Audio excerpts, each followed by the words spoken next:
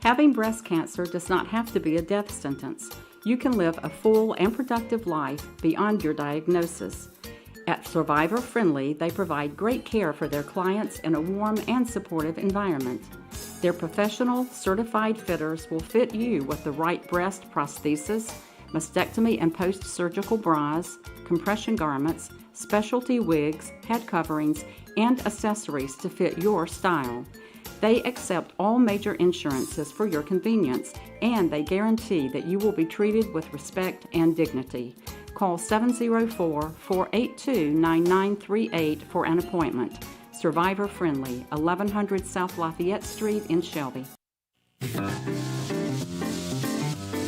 You could be the winner of a $1,000 Christmas shopping spree from one of our local businesses. All you have to do is register to win at one of our participating merchants, including Carter Chevrolet on West Dixon Boulevard in Shelby, at the Appliance Center on West Dixon Boulevard in Shelby, at Annalise Boutique in downtown Cherryville, at the Car Store on Highway 150 West in Cherryville, at the Big E in Gaffney, South Carolina, at Wild Birds Unlimited on East Franklin Boulevard in Gastonia, at Whiskers Nails and Puppy Dog Tails on the Washburn Switch Road in Shelby, at Victoria Stevens on West Warren Street in Shelby, at Holly's Flowers on East Warren Street in Shelby, and at Classic Ford on East Dixon Boulevard in Shelby.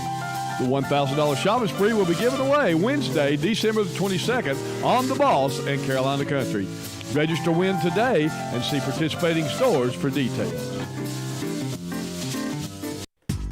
You'll find beautiful furniture for the home at Kurt's Premium Outlet in Eastridge Mall in Gastonia.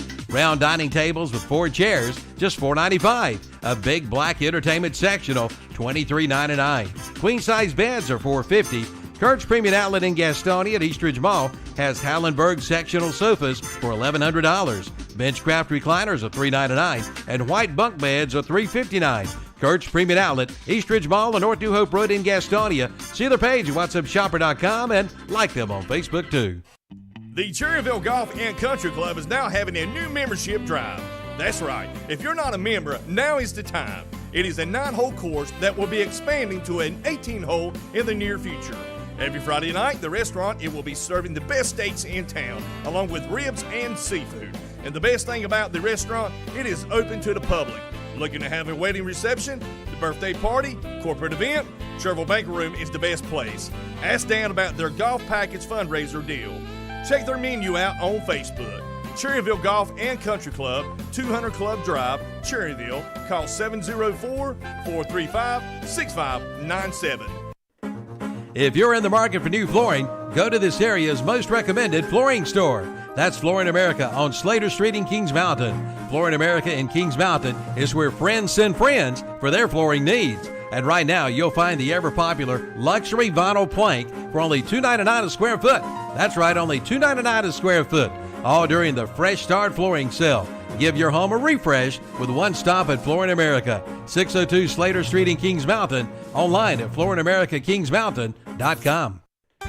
For your party, family gathering, or just a get-together of friends, get it catered by Hillbillies Barbecue and Steaks in Gastonia.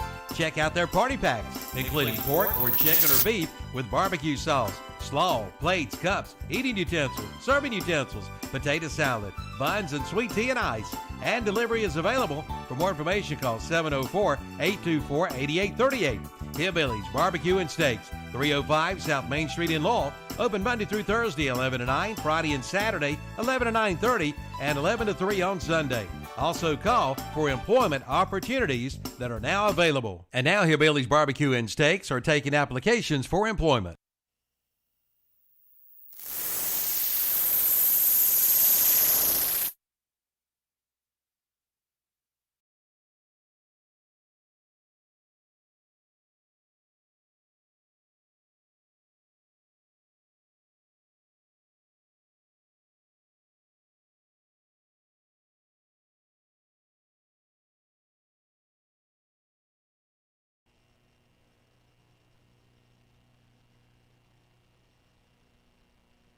You kidding me? Playoffs? I just hope. Playoffs? Don't talk about playoffs. You kidding me? Playoffs? I just hope we can win a game.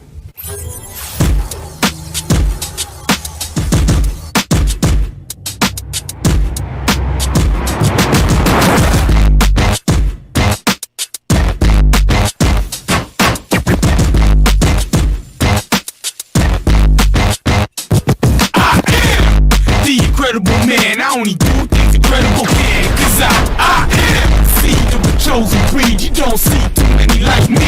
Cause I am one of the reasons you do what you do when you wanna be me instead of you. Cause I am still on beat, showing love to the streets. Come on, you know me, cause that's who I am.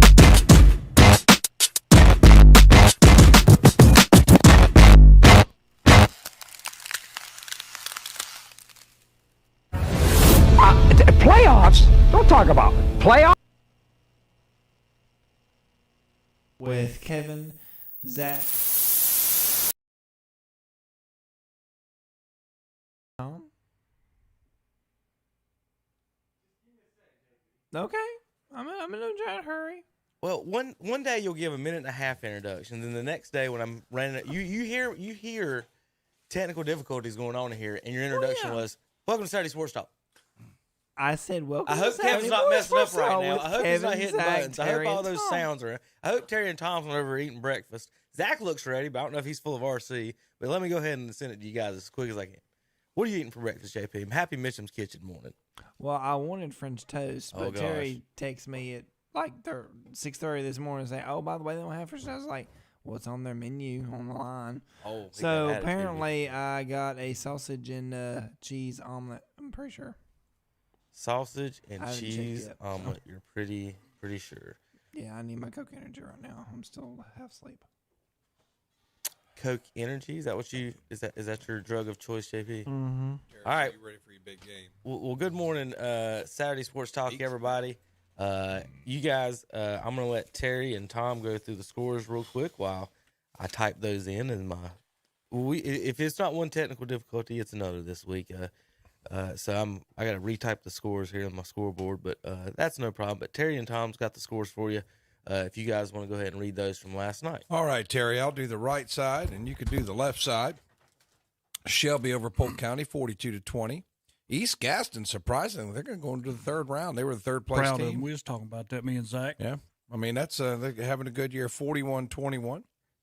Hendersonville defeats Burns, 38-13.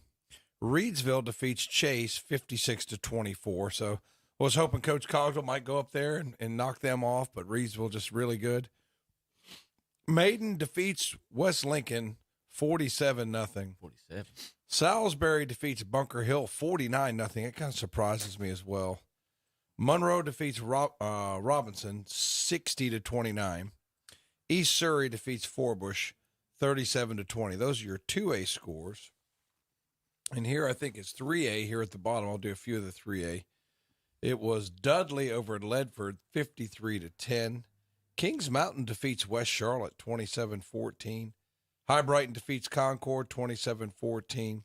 And Statesville, they might be a force to be reckoned with, 42-3 over East Lincoln. And it was Eastern Randolph defeating Drone 55-20. Murphy defeats Mountain Heritage 22-10. It was North Rowan 34, Thomas Jefferson 28, Robbinsville 46, Cherokee 18. It was Mitchell 49, Swain County 14, Thomasville 34, South Stokes 0, Starmount 27, Andrews 20, Mount Airy 48, East Wilkes 0. It was South Point over Pisgah 27-24. It was Forest View over Parkwood 20-17. It was North Davison defeating Hickory 31-28, and Crest over West Rowan 28-15. So those are your scores from around the area. All right, Tom, real quick, go ahead and wrap up the Burns Bulldogs game last night and season for us, if you don't mind. Well, started out pretty well. Took the open possession, went down, scored a touchdown, got an extra point. Had the ground game going pretty good. Norris took a pretty good lick on the first drive. Not sure what happened with his leg, but he was in and out of the game. And then Allen and Jeter came in. Wilson and Jeter came in and did a pretty good job, especially Jeter had 120 yards on 10 carries, a touchdown. But they couldn't get out of their own way. They had a lot of penalties. I know a lot of our fans are upset and thought there were too many penalties called. I was telling Terry that it's not so much there was penalties called, it was the mechanics of it. Well, if it's pass interference, if you got two guys fighting each other, it might be offensive or defensive pass interference. Give an initial signal, because there was other things, like there was pass interference, then there's a crackback block, then there's something else, But let's give an initial signal so we know who's got the ball, and then we could sort the rest of it out. And that's not what they did. And I think that led to a little animosity, and then that led to some of our Burns coaches saying some things, or some of our players saying some things that maybe they shouldn't have said, and that led to more flags. So then the crowd's really getting upset. But, second round playoffs, you got to keep your composure, and sometimes it's hard to do when you feel like you're not being treated fairly. But at the same time, it is what it is. Once you start getting those and turnovers, we had 4 turnovers in the second half. And Hendersonville's quarterback's really good. Gosnell, I believe his name. Executed, I was telling Kevin last night, he was able to execute the run-pass option and the speed option very well. So he could hurt you both ways with his legs and with his arm. Had some good wide receivers. They had about 2 or 3 that could hurt you, and they could hurt you with the vertical passing game. They're hard. That's what makes them hard to stop, is they're multidimensional. The quarterback can run. They can run it with their running backs. They can stretch the field. So they're very hard to defend. And Burns couldn't really get any kind of sustained offensive momentum. At times they look very, very good. Like on the one drive, it was a 3-play drive, 3 Jeter runs, touchdown. But then on the next drive, they kind of spit and sputtered and went 3 and out. So they couldn't get the offensive consistency all night that they needed. Defensive side of the ball, they'd make some plays, but then they'd have some penalties and give some freebie first downs. And Hendersonville's too good to give freebie first downs to. And long story short, all 3 facets of the game. I talked about Hendersonville they had 2 kids, can't remember the name, 44 and 70 and 76 kind of stick out in my mind. They were able to get pressure on Mooney as well and make him just uncomfortable enough not to be consistent. So got to give a little credit to their defense as well. And when your defense forces 4 turnovers, now some of those turnovers came at the end where you're trying to force the ball and you're trying to force the issue. You're throwing some 50-50 balls because you're down 21 in the fourth quarter or 18 in the fourth quarter. But you got to give credit to their kids, and I will, and their coaching staff. They came in with a good game plan. They had their boys ready. They're moving on to the 3rd round. Might be a tough game for them at Reesville, but we'll see. But proud of our boys. 2nd round playoffs this year. Did a good job. Lost a good bit off that team last year. So I thought they had a good season. And they're losing some seniors off that defense. Hunter Davis comes to mind. Azari Brown comes to mind. Lance Beatty comes to mind. So they're losing some pieces off that defense. But had a good JV year, so some boys will be coming up, and I think we'll be okay for next year. Looking forward in that bracket. You're kind of familiar. You've seen 3 of these 4 teams. How do you handicap East Gaston at Shelby and Hendersonville at Reedsville? Whoever comes out of that bracket would face the other side of that 2A is Salisbury and Maiden versus Monroe and East Surrey. We looked last night, a quick note. We talk roster sizes all the time with these. East Surrey moving up from 1A has 48 players on the roster. Monroe moving down from 3A has 40 players on the roster. So just along those, that's kind of a, one school's got 1A size numbers for the most part, and others got 3A, but the 1A's got way more football, a half a side of football basically. And I think, Steve DeGree last night was talking about Polk County. They had 8 players going both ways. Yeah. So that's a big thing. So can East Gaston pull off an upset at Shelby? Hendersonville on Reedsville. Do you think Hendersonville? Now remember, they're the defending state champions from the spring, right, Terry? Am I in their 2A? In their 2A. Yeah. Now it's all together. So Maiden, and then Maiden Salisbury. Can Maiden come out of that side against Salisbury, who's winning by big numbers? Monroe and East Surrey all with pretty big wins and pretty big seasons so far. Well, it depends on how East Gaston comes out and approaches Shelby this time. They didn't look like a confident football team. They go 3 and out. They can't run the football. They get a punt block. They get it covered for a touchdown, and the game's over. That being said, I think if East Gaston can turn that, and they've got some confidence. They've won 2 playoff games. They're not maybe they're not the same team they were 3 or 4 weeks ago. So if they can come out, and they're the ones that can strike first, they're the ones that can get the big play and give themselves the confidence they can win, I think they've got a good chance. Quarterback's pretty good. he's capable of making some big time throws. They've got a couple running backs, Hill, Stovall. Seems like they got another one. They've got a lot of guys that can run the ball and hurt you with that. But it's like Kevin said, some of those guys are going both ways. You know, and it's just tougher when you got more guys going both ways. I don't know how many are on Shelby's roster. I know that Kevin's got that somewhere. But their football population is a 3A football population. And East Gaston is on the up. You know, a couple of years ago, nobody would have given this program any kind of, they were in the dumps. They're a 1 or 2 win team. And now they're in the third round of the playoffs. So you got to give their coaches and their kids a lot of credit. But a confidence thing, I think when Shelby steps on the field, I think that's what happened to East Gaston last time. Shelby's on the field. They're really, really good. We have to play perfect. We go 3 and out. We get a pump blocked, and it's 7-0. Then we give up some big plays, and all of a sudden it's 35-7. Right, and you're out of the game. So Tom, you saw East Gaston's running back. You saw them, so they're good. Hill, Stovall. There's another kid I can't remember. So I don't know if you heard last night, or if you, because Steve calls the first of the show. I don't know if you guys got on the road. Steve agree last night. This is Steve's comment about Hill. Right now, we don't have anyone that could catch him. No. Now, how often do you hear someone out of Shelby say that about someone on their team? That other team we have nobody on our team that can catch him. The guy that raced him, he said the guy that beat him in the 100 meters is out.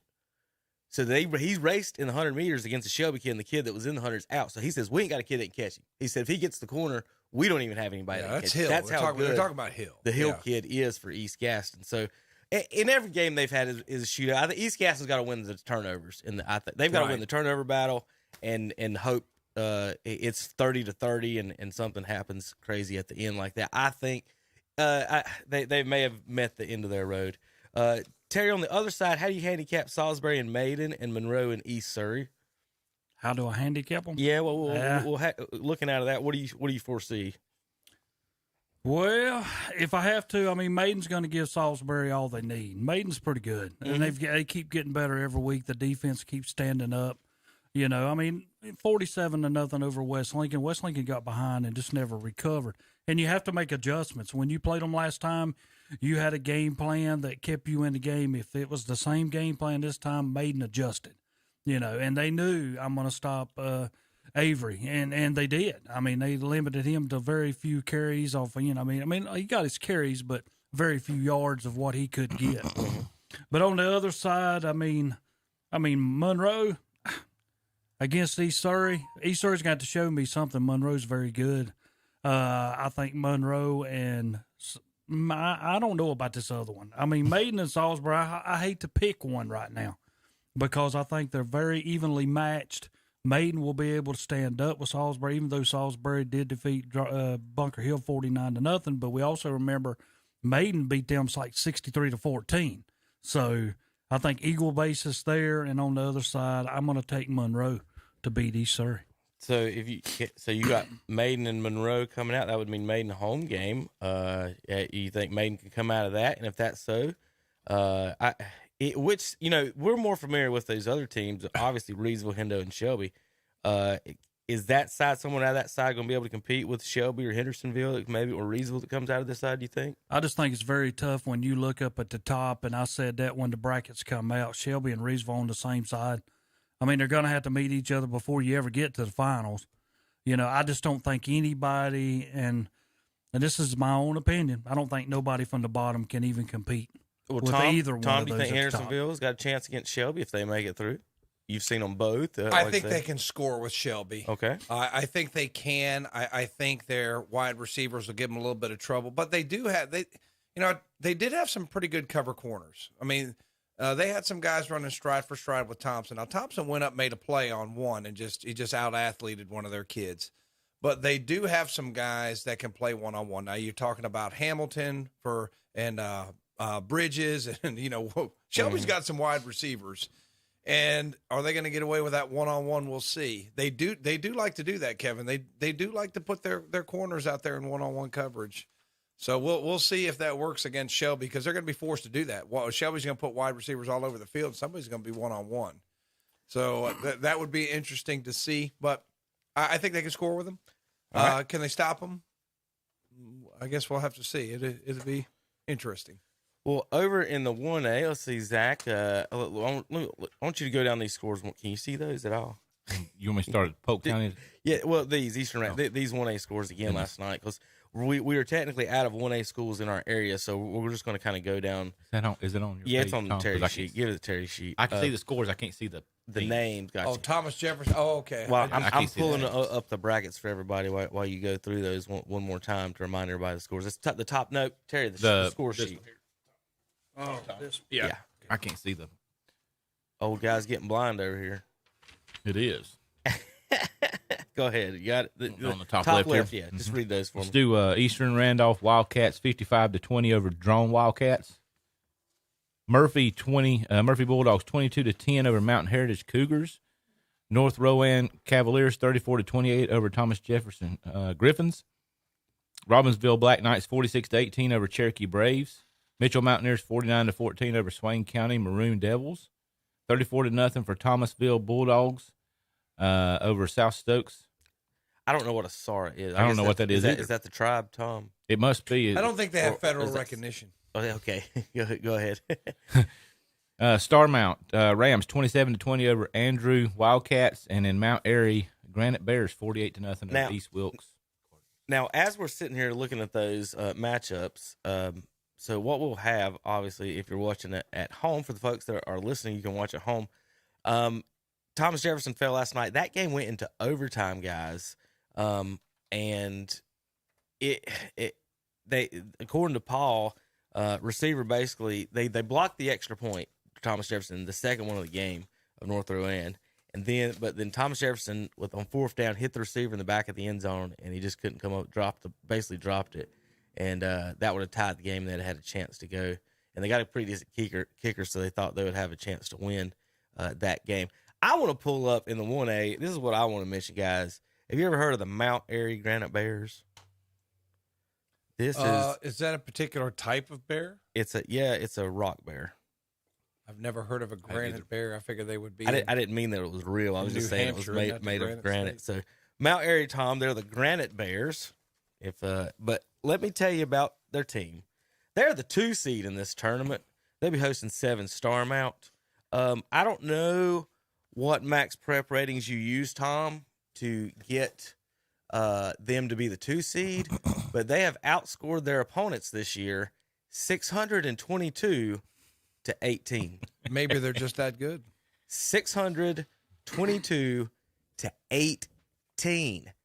In 3 games, I'm going to read you their scores: 43-0, 56-6. Drone accidentally scored. 62-0, 52-0, 48-6. South Stokes accidentally scored. 42-0, 49-0, 45-6. East Wilkes accidentally scored. 49-0, 49-0, 75-0, and 48-0. My goodness. The Mount Airy Granite Bears have shut out every team. They gave up 6 points to 3 teams. I'm guessing that's the JV that gave up the 6. Very possible. So what are you saying? They're that good, or they're not playing anybody? Well, Drone is a second-round team. They beat them. Why is Mount Airy coming down to play Drone anyway? That's a good one. Well, there's not that many Maybe 1A schools. Terry, what do you think?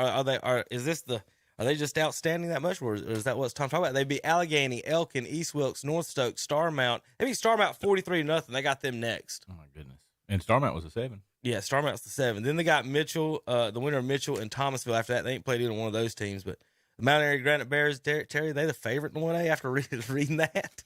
Well, They give up an offensive touchdown all year. Is the one or gone defensive now? touchdown, really? Is the one out? The one is Eastern Randolph. And I'm shy. I can pull that up, but goodness, surely that's not 622. Are they still in it? Yeah, they're still in it. I don't know what to say. I'm not seeing them play. I'm kind of You scared ever heard to of that say before? anything. You ever heard of that before? Only 18 points all year, 622. Well, way back in the old days, and I'd have to pull it up, but somebody did beat somebody that nobody never scored against them. Oh, so yeah? They are a record that is held with 0 points given up all year. So Eastern Randolph scored 398 and gave up 79. So they gave up 79 points on the season. They gave up 20 to Drone just this week, if you want a comparison, 55-20. So Mount Airy and against they probably just they've got 2A or 3A talent on a 1A team. That's all. And then, these 1A teams, we've had Coach Pruitt call in here a lot of times. You talk about depth and the number of people going both ways. If you're a 1A team and you've got about, 18 people that can play offensive defense and you only have a couple going different ways, that makes a difference. Mm-hmm. I mean, that makes a big, big difference. So I'm not really sure. You usually have their football populations, Kevin. Do you have? You don't happen to know how many's on the Mount Airy program? On the Mount Airy roster? Yeah. I mean, that'll take one click here. Yeah. So, I mean. 55. There you go. Did Mount Airy play Murphy? That's Did Mount Airy play who? Murphy. That's it says no. Eastern Randolph plays them this week. Mount Airy. Let me back up to their schedule. Folks watching online, it's like, what is he looking at? Murphy. They did not play the Murphy Bulldogs. Allegheny, Elkin, North Stokes, Starmount, Ashe County, Surrey Central, who y'all played last. They beat them 62-0. Drawn 56-6, and North Surrey 43-0. So there's your 1A breakdown. Let's move over to the 3A real quick. Tom, if you'll, or Zach, read the bottom brackets right there. Those all those are your scores. Go over those scores real quick, and then we'll go through the matchup. You said those bottom. You want the 3A? Sets, yeah, those are the 3A. On all the bottoms. Yeah, all the bottom. 27-24 South Point Red Raiders over Pisgah Bears. Forest View Jaguars 20-17 over Parkwood Rebels. North Davidson Knights 31-28 over Hickory Red Tornadoes. Crest Chargers. Go ahead. Is that the other way around? You got 31-28 Hickory up there. He put it down wrong the first time. Yeah, second, so yeah, it probably is. Okay, so it's the other way around. Flip flop okay. that one. Yep. Okay. 28-15 Crest Chargers over West Rowan Falcons. No, Hickory did not win. Hickory lost. Okay. Yeah. Dudley 53-10 over Ledford. Kings Mountain 27-14 over West Charlotte. High Brighton 27-14 over Concord Spiders, and then Statesville 42-3 over East Lincoln Mustangs. So Forest View knocks off Irwin, knocks off Parkwood. They're the 25 seed. They'll be going to the 16 South Point, who beat Eastern somebody. Eastern, who was that? Was it Rand? No, Randolph's the 1A. Eastern Guilford. I just know they had the weird mascot, Wildcat mascot drawing. South Point beat Pisgah, the 1 seed, so we sets up a 25-16 seed. On the other side of the bracket, Crest knocks off Carson and West Rowan. North Davidson knocks off West Henderson and Hickory to set up the 5 seed at the 4 seed. North Davidson at Crest, and then South Point and Forest View on the other side of the bracket. So if Crest wins, they will host South Point and Forest View. We'll have Crest Friday night, 101.5 FM. With Rob Roop and Tom Senafani next Friday night, if Tom wants to All work. right. You get to see the North Davidson Crest, Tom. All right. Well, my brother Danny and my mother, very happy last night. They did send their condolences. Well, not my brother, of course. My mother did send their condolences on the Burns loss. My brother, not so much. But that's just brothers. Yeah. But I'm interested to see the Chargers. So that's going to be a home game for Crest, right? Yeah. Well, if Crest wins, if they win, they'll get a home game too. They may have to go on the road after that, but they will face South Point or Forest View at home, who they've already beat both of them this year. So Crest, if they get through North Davidson, who Shelby beat in a state championship a few years back, they've got a road to the Final Four, maybe Elite Eight is how that works out. A road to the Final Four, actually. When are the championships? December 10th? Yes. Okay. December 10th, the championships. Let's see. So the other side of the bracket, we'll have High Brighton at Statesville, who rolled over East Lincoln last night, 42-3. And then High Brighton got through Freedom and Concord. Kings Mountain will be at Dudley. That's in Greensboro, for you folks that don't know. Mountaineers at the Dudley Panthers. Dudley's the 3 seed. They beat North Henderson and the Ledford Panthers to get here. Kings Mountain at Dudley and High Brighton at Statesville. Terry, how do you see that bracket there? Well, that's going to be a good trip for Kings Mountain going over. Greensboro Dudley's been known throughout football for a long time. Kings Mountain's put themselves in spots, and then they'd go away, and then they'd come back. But them going over to Dudley, that's going to be hard. I mean, don't get me wrong, we're pulling for them, but that's not going to be an easy task when they make that trip over there. But on the bottom side, Dudley this year is 11-1. Yeah, they pretty good.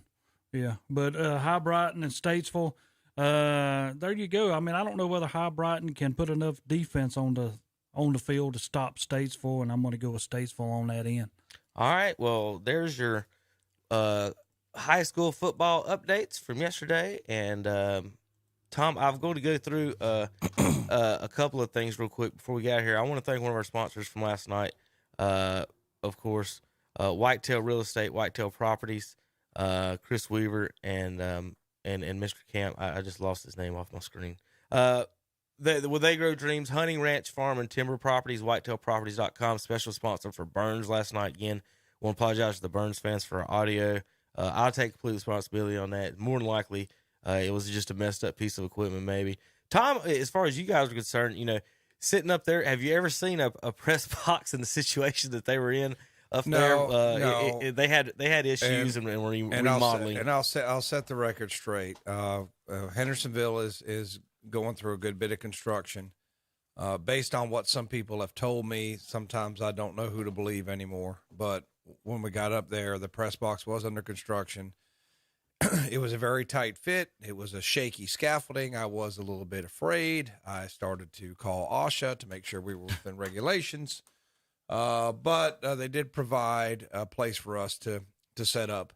Didn't have enough room for the scoreboard camera, but it was very tight. And the thing that makes it a little bit more difficult, Kevin, is when I'm trying to talk to you and get things straight out, and the PA guy's doing his job, and the coaches are screaming, and the fans right below you are screaming, and you're trying to get something to work, and it kind of made things a little bit more difficult. But is that not like being on a umpiring, Tom? Everything's yeah. difficult. I mean, come on. But you know what? When I umpire, I expect it. Last night I was. But I'll repeat, Tom, what one of our famous employees who shall not be named, who hosts the swap shop, said one time. You think Woody Durham has to sit like this? Yeah. And the answer, my answer to him was, well, they do make him sit outside at Carolina. Yeah, they did in the cold. Well, Tom, real quick, as we go, I'm just going to roll through some of the. I showed some of the highlights last night. Here, real quick from last night, folks. We've got. JP, I'm not taking phone calls. Maiden, okay, we'll take him. We got Coach Pruitt on the line now. Coach Pruitt, welcome to the Saturday Morning Sports Talk Show. And what's up, buddy? Oh, not a lot. I heard y'all talk. Well, turn on the radio. First thing I hear is about Mount Airy Granite Bears. So I got a little history with them boys. That's a good group of coaches. J.K. Atkins, who used to be at Freedom, and a couple different places is at Mount Airy now. Kelly Holder used to be the head coach there. Him and his son are back on the staff. Really good program. Jerry Hollingsworth's been a coach up there in the 70s and 80s. Dave Diamond, who's now at South Stokes, was coach there for many, many years. And Granite comes from Mount Airy being called the Granite City with their rock quarries up there, and thus the Granite Bear name. And, just a really good place to watch a game. Starmount and Mount Airy have a deep tradition. Many years ago, let Mount Airy score late in the game and won in overtime. That was one of the bigger games in the history of the rivalry. But Mount Airy's definitely loaded this year. Really good football team. Yeah, it seems like we've seen them up there before. They've been a pretty good football team. And in that 1A, we talked about how they had 53 players. And I mean, that's a lot for a 1A school, Coach, and that really helps them. And I was wondering how many guys they would have going both ways. I think that would be minimized, and that's, we've looked at their numbers. It was ridiculous. Kevin said it was over 600 points scored. I think they've given up under 50 points this year. So, I mean, it's just really, really some gaudy numbers on their win-loss. Yeah, y'all asked about how they played Drone. That was a COVID game. They were supposed to play East Surrey, which if Mount Airy had played East Surrey and probably won that game, they would probably be the number one seed. I think the way the seeding works out, it really benefits some of the 1A teams that are in split 1A, 2A conferences. And I believe Eastern Randolph is in a split, so therefore they get a little benefit on the RPI, just like last week after we lost to Cherokee. We were the highest-ranked team that wasn't still in the playoffs just because of our strength of schedule. So, I think that's where Eastern Randolph got the nod over Mount Airy. And they did play early this year. That game was actually pretty close early in the game.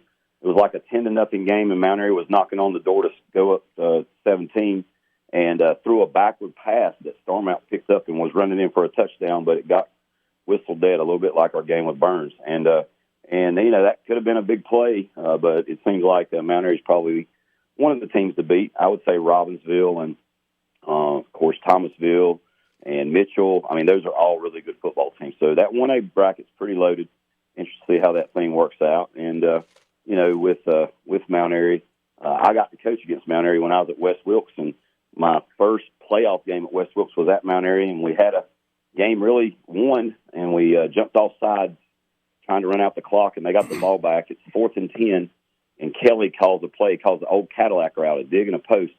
He wanted best receiver to run the dig, but he called it wrong, and his best receiver ran the post. Well, my free safety was thinking like him, they need to throw the dig, and he threw the post over our head for a touchdown, and we lost the game. So it's one of those things. But the next year we did beat them at West, and I actually called a waggle route, and the guy who was supposed to run the B-cut run the wrong route and went for a touchdown. So everything comes around, but I'd much rather won a playoff game than won the regular season game. So when y'all mentioned Mount Airy, that brought up some good memories and some bad memories, I hate to say. Yeah, well. But last night I did go see Thomas Jefferson play. In the first half, I wanted to see how North Rowan was because I knew Bessemer City played them. And, a lot of teams have those 1-2 punches, a good quarterback, good running back. That's what North Rowan had last night. Of course, for Thomas Jefferson, it's a good quarterback, good wide receiver. Shelby, you got all those wide receivers around the quarterback. At Burns, they've got a great running back, a great quarterback, and several wide receivers around them. So those teams are a little more difficult to defend, and really they were mirror images of each other last night. And me and Landry we left at halftime because I told him we'd go check out Crest and West Rowan. I knew they would have a good ball game, so we left halftime at Thomas Jefferson and got to Crest with about a minute to go before halftime ended, just to take in some football. But Coach Cash does a great job with his group, and it was sad to see their season end last night. Yeah, and there was a tough play in overtime. From what the description was, somebody maybe could have made a play, and that game could have went the other way. But just a tough game for TJ. But Crest playing well, and I think it's a matter of Crest playing well at the right time, Coach. That they're maybe had a struggle here or there earlier in the season. They struggled a bit against Shelby because of turnovers, but they've got it going at the right time, and they've got a lot of momentum coming into this third-round game. Yeah, they do. I was impressed with their defense, and, of course, their quarterback, which I think is a sophomore. Is that correct? Yes, and he's dual threat. He's number two, the running back. When they get in the Wildcat and they run right at you, it's kind of hard to slow that. Not think that he can get 10 yards on 4 plays. He's a really good player number. So I was really impressed with Crest last night, and Coach Eddings has done and will do a great job wherever he is at, and just impressed with his program for sure. So where are you going next week, Coach? What do you think you're going to watch? I don't know. I need to talk to the wife about this, but maybe Mount Airy Starmount just because of my ties with those teams. But Crest is a good local game. My son would like to go see Shelby. He's enthralled with how good Shelby's quarterback is. He enjoyed the trip to Shelby. He wants to see the Shelby dog pile and stuff like that. And I don't know, wherever we end up, hopefully we'll be at a good game. And Maiden and Salisbury, that's a game, right? Yep. So that's a rematch from last year, which Salisbury I think had the upper hand, but I think Maiden's a little better this year. So there's a bunch of really good games out there, and just thought I'd give y'all a call and give y'all a little input about this Mount Airy Drone game, and Mount Airy and East Surrey are big rivals and didn't play this year. East Surrey's still in the 2A, and I can't remember who they're hosting, but they beat Forbush last night, and they got Monroe. Are really good in Surrey County. They're going to Monroe. Yeah, next. Monroe next, Coach. Yeah, Monroe will come to East Surrey because East Surrey is the number 2 seed. Yeah. So that's Monroe's a team that's been really solid. And congrats to Coach Lloyd and the Kings Mountain Mountaineers for their big win last night. So a lot of really good football teams in our area, and just glad to get to be a part of that and get to see some of those teams play. Well, and yesterday we did Strokes for Hope for William Montgomery over at Deerbrook. And the class of 2003-2004 students at Cherryville High School organized that. It was just a great event to see some of those former players, football players and athletes, basketball players, and to get them out there to support William and his cause for hopefully a needed kidney transplant in the near future. So our thoughts and prayers go to him and his family. But it was a great event, and appreciate Deerbrook doing things with us yesterday. And just had a really good time out there on the golf course. Great day for golf, for sure. Yeah, well, our thoughts and prayers are with you, Coach. Glad they were able to go out and do some good things and raise a little money to help out. And we appreciate you calling in. Wherever you go next week, Coach, let us know. Call us, especially if we go up to Mount Airy. I doubt we'll have we won't have a Twitter guy up there. So if you go I'll up there, keep that updated, and I'll probably give y'all a call on the road back if I decide to come home. But my dad lives just right off the 77th, and that'd be a good reason to go and spend the night with Dad on Friday night. That would be a little extra motivation to get up there. So, Coach, if you get up there and watch that ball game, call us, and we appreciate you calling in Saturday Morning Sports Talk. Oh, you're welcome, guys. Y'all have a great one. Okay, thank you. JP, we ready for a break? Yes. All right, so we'll be right back on Saturday Morning. Cakes and cookies, toys and gifts, Christmas at your fingertips. It's the shopping event of the season, the Southern Christmas Show, November 11th through 21st at the Park Expo and Conference Center. Explore a sweet Christmas, inspired by all the sweet treats from the merriest time of the year. Plus, shop hundreds of booths to find one-of-a-kind gifts for everyone on your list. Buy tickets online and save at southernchristmasshow.com. Let's go to the Southern Christmas Show. You're listening to the Wolfman Jack. I tell you, when I was a little kid, I was brought up listening to Alan Freed. Wolfman Jack. When I was just getting started, the hip thing was to say, "What's happening, Jack?" "Hey, Jack, what's going on?" So that was the hip slang, So being a horror classic freak like I am, I chose the Wolfman because it was a very animal-sounding name, and the name Jack because of the hip slang. What's happening, Jack? Because Jack always knew what was happening. You understand what I mean? Wolfman Jack. Wednesday, Thursday, and Friday mornings, 10 a.m. to 12 noon on The Balls. WOHS Shelby, WLON Lincoln, and online at kdcbroadcasting.com. You'll find beautiful furniture for the home at Kurt's Premium Outlet in Eastridge Mall in Gastonia. Round dining tables with 4 chairs, just $4.95. A big black entertainment sectional, $23.99. Queen-size beds are $4.50. Kurt's Premium Outlet in Gastonia at Eastridge Mall has Hallenberg sectional sofas for $1,100. Benchcraft recliners are $3.99, and white bunk beds are $3.59. Kurt's Premium Outlet, Eastridge Mall on North New Hope Road in Gastonia. See their page at whatsupshopper.com and like them on Facebook too. Make the most of this shopping season with a fixed-rate Visa credit card from Carolina Federal Credit Union in Cherryville. Rates as low as 10.9% and 1% cash back plus rewards. Find out more and apply at carolinafcu.org/Visa or visit the branch at 1200 East Church Street in Cherryville. And we're back on Saturday Morning Sports Talk with Kevin, Zach, Terry, and Tom. And they're talking more sports right now. I don't know exactly which sports they're talking about, but they're talking about some kind of sport. Quidditch. I know a little bit about that one. I just want Terry to break down Kanoe D. Wren, assistant hitting coach, Damon Hollins, first base coach, and Alan de San Miguel as the strategist and bullpen catcher. Terry, can you break that down for us?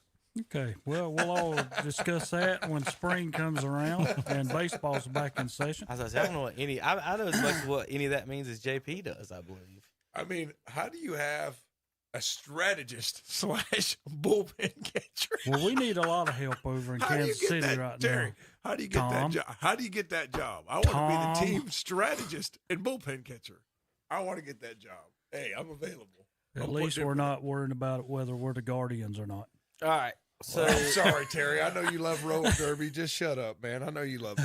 So we'll get you guys started off, and I gotta go down the hall and finish up something. In Ncaa basketball started this week, men's and women's. Yeah, I want to speak of that. That's what Terry. That's what this is about. I'm glad. And I'll tell you what, Ohio State, 2 big wins. A 1-point win at home over Akron, and then a 8-point win over Niagara. Well, Carolina. Way to go, Ohio State. Carolina struggled too. People can say that Hubert Davis 2-0, but I mean, you beat Brown, you beat Loyola Marymount. Hey, they had people coming. Hey, they had people coming. Pete Chilcutt flew out from California to come watch. That's a name from the past. I'll tell you what. Oh, Pete. I mean, I will say this, and I know some people for a little while. who are Carolina fans are sitting here going, yeah, we're out to a 2-0 start. Okay, I mean, I've talked to Carolina diehard fans who say, we beat really nobody, and we struggled while we're beating. He said we had showed lines of defense for about 4 or 5 minutes, and then it would go away. Well, this is where weird stuff happens in the beginning of the season, especially if you got new personnel, new coaches. You try to put stuff in, and weird stuff happens. You play a team, they have some hot shooting, and then all of a sudden, boom, you lose. Your Colorado State who got beat by Gardner-Webb 4 or 5 years Navy ago. beat Virginia. Yeah. So I mean, some things, stupid stuff happens earlier in season, and these are November games. Come March, nobody's going to remember these November games. Oh, they'll not. I mean, that's like State playing the other day. When I finally turned it on, I click it on, and my announcers are going, Tony and them, they're going, Bucknell 28, North Carolina State 22. I'm like, what? We're playing Bucknell. Tied at halftime, then State outscores them by 18 in the second half to win going away.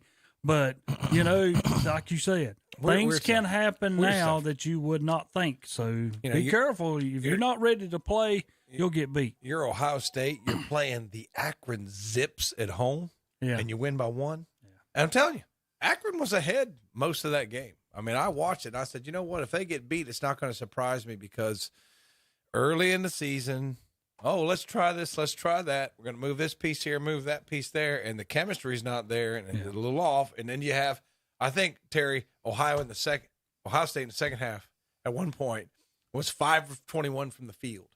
Now, if you shoot 5 of 21 from the field, Terry, you're not going to beat the Little Sisters of the Poor. I mean, you're just not. You're just not going to beat anybody. So that's what happened to them in that second half, and they came out with a win. But like I said, win or lose, it was going to hurt you in the rankings if you drop one that you should have won at home. But let's see how you're doing in January and February when you're in the media conference schedule. Who's going to get hurt? All this kind of stuff's got to come up. So these early season games, intriguing. Everybody wants to see Hubert Davis. I think he's going to do fine. Terry. I think he'll be fine. I think he'll be. Yeah, I think he'll be fine at Carolina. It's just give him time. I mean, you know why he's going to be fine? For one thing, he's one of their guys. Yes. If you're going to coach Carolina, you got to be a Carolina guy, and that's what he is, and that's what he's got going for him. So, I think he's going to be okay. Now, your boy State, said they struggled. What do you think they got this year? Well, we got a lot of depth. I mean, Bates went into the game. He went out in the first minute. He kind of pulled his muscle in his shoulder, so he was out of it after about a minute of play. But then State struggled. But Seaborn, I like that kid. He reminds me of T.J. Warren, not the style of player T.J. was, but he's all over the ball. He's got long arms. He rebounds. He can steal. He can block. He can score. He's very quick off his first step. And we got Tejvon Smith that has come over there, and he's a freshman. He scored 20 points against Bucknell, the 5th largest in state history as a freshman. So State's going to have some scoring power. They got Helms back. So, I mean, overall depth-wise, State probably, and I'll put it like this, as far as depth-wise of guys who played with you last year that returned, State might be as deep as anybody in the ACC, but can you put them all together for them to play? I know when the predictions come out, they put State at number 9. I think State's a little bit better in the ACC. Yeah, I think they're a little bit better than number 9. Who'd they lose? Well, I mean, the only people they lost Braxton, the guard, and then the guy that played middle. Thunderbird, we lost him. Is he playing pro ball?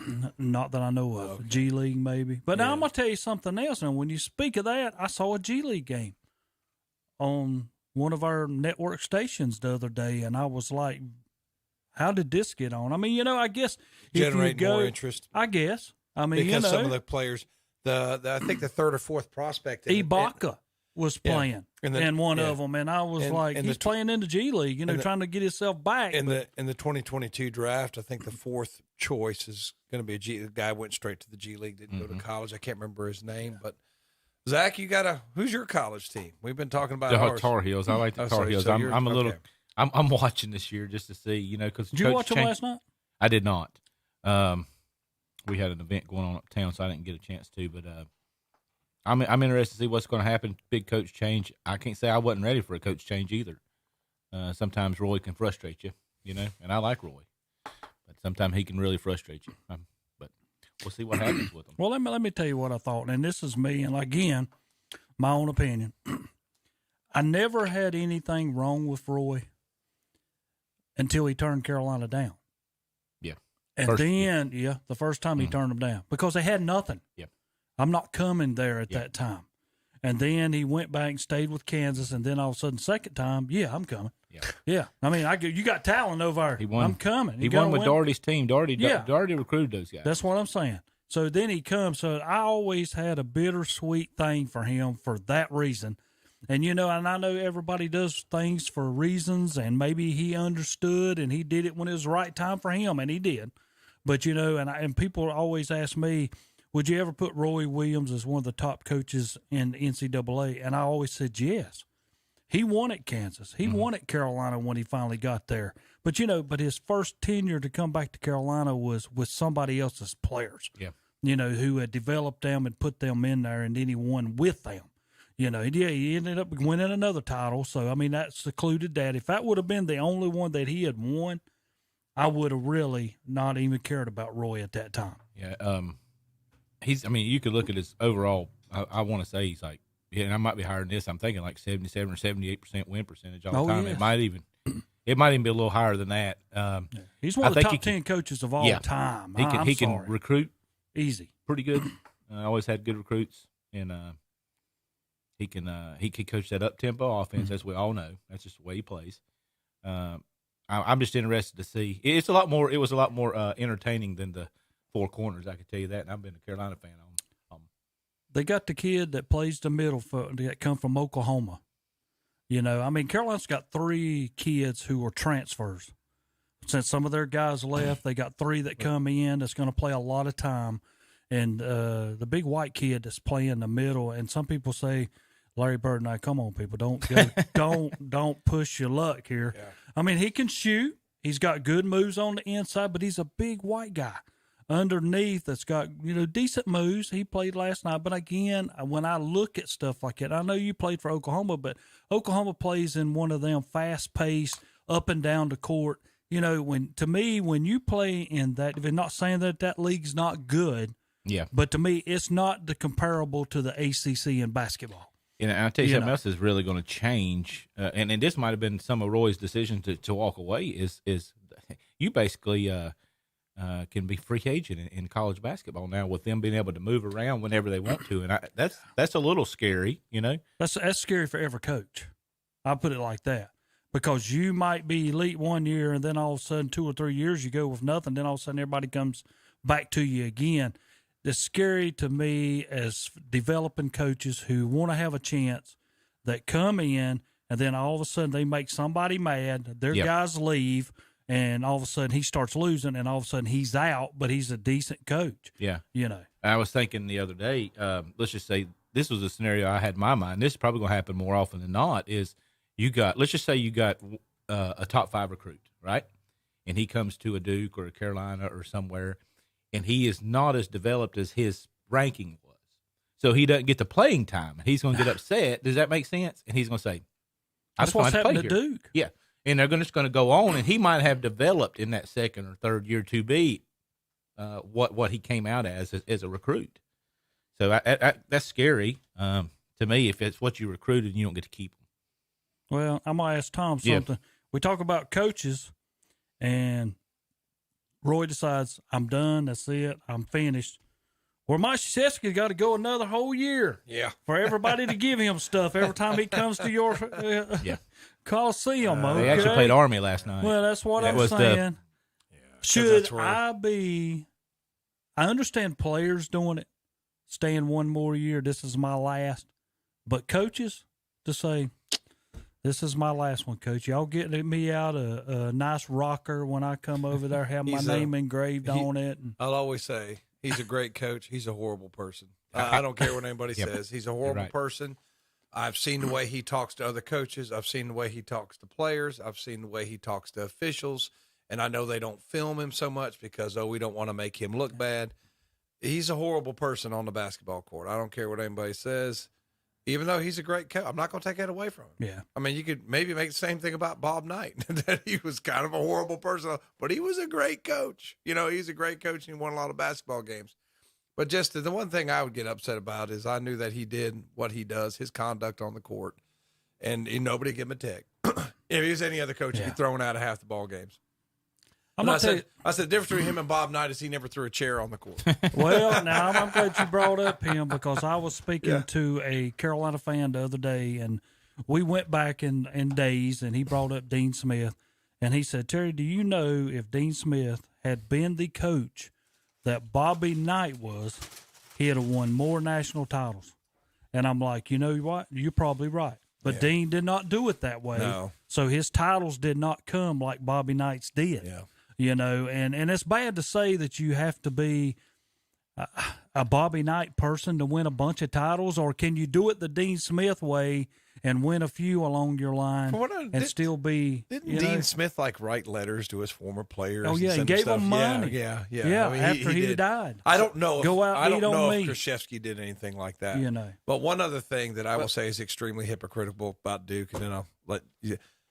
You're a prestigious university. We're this and that, and you're doing one and dones. Sorry, man. Yeah. I mean, that's just sorry. Yeah. I can't. Just can't.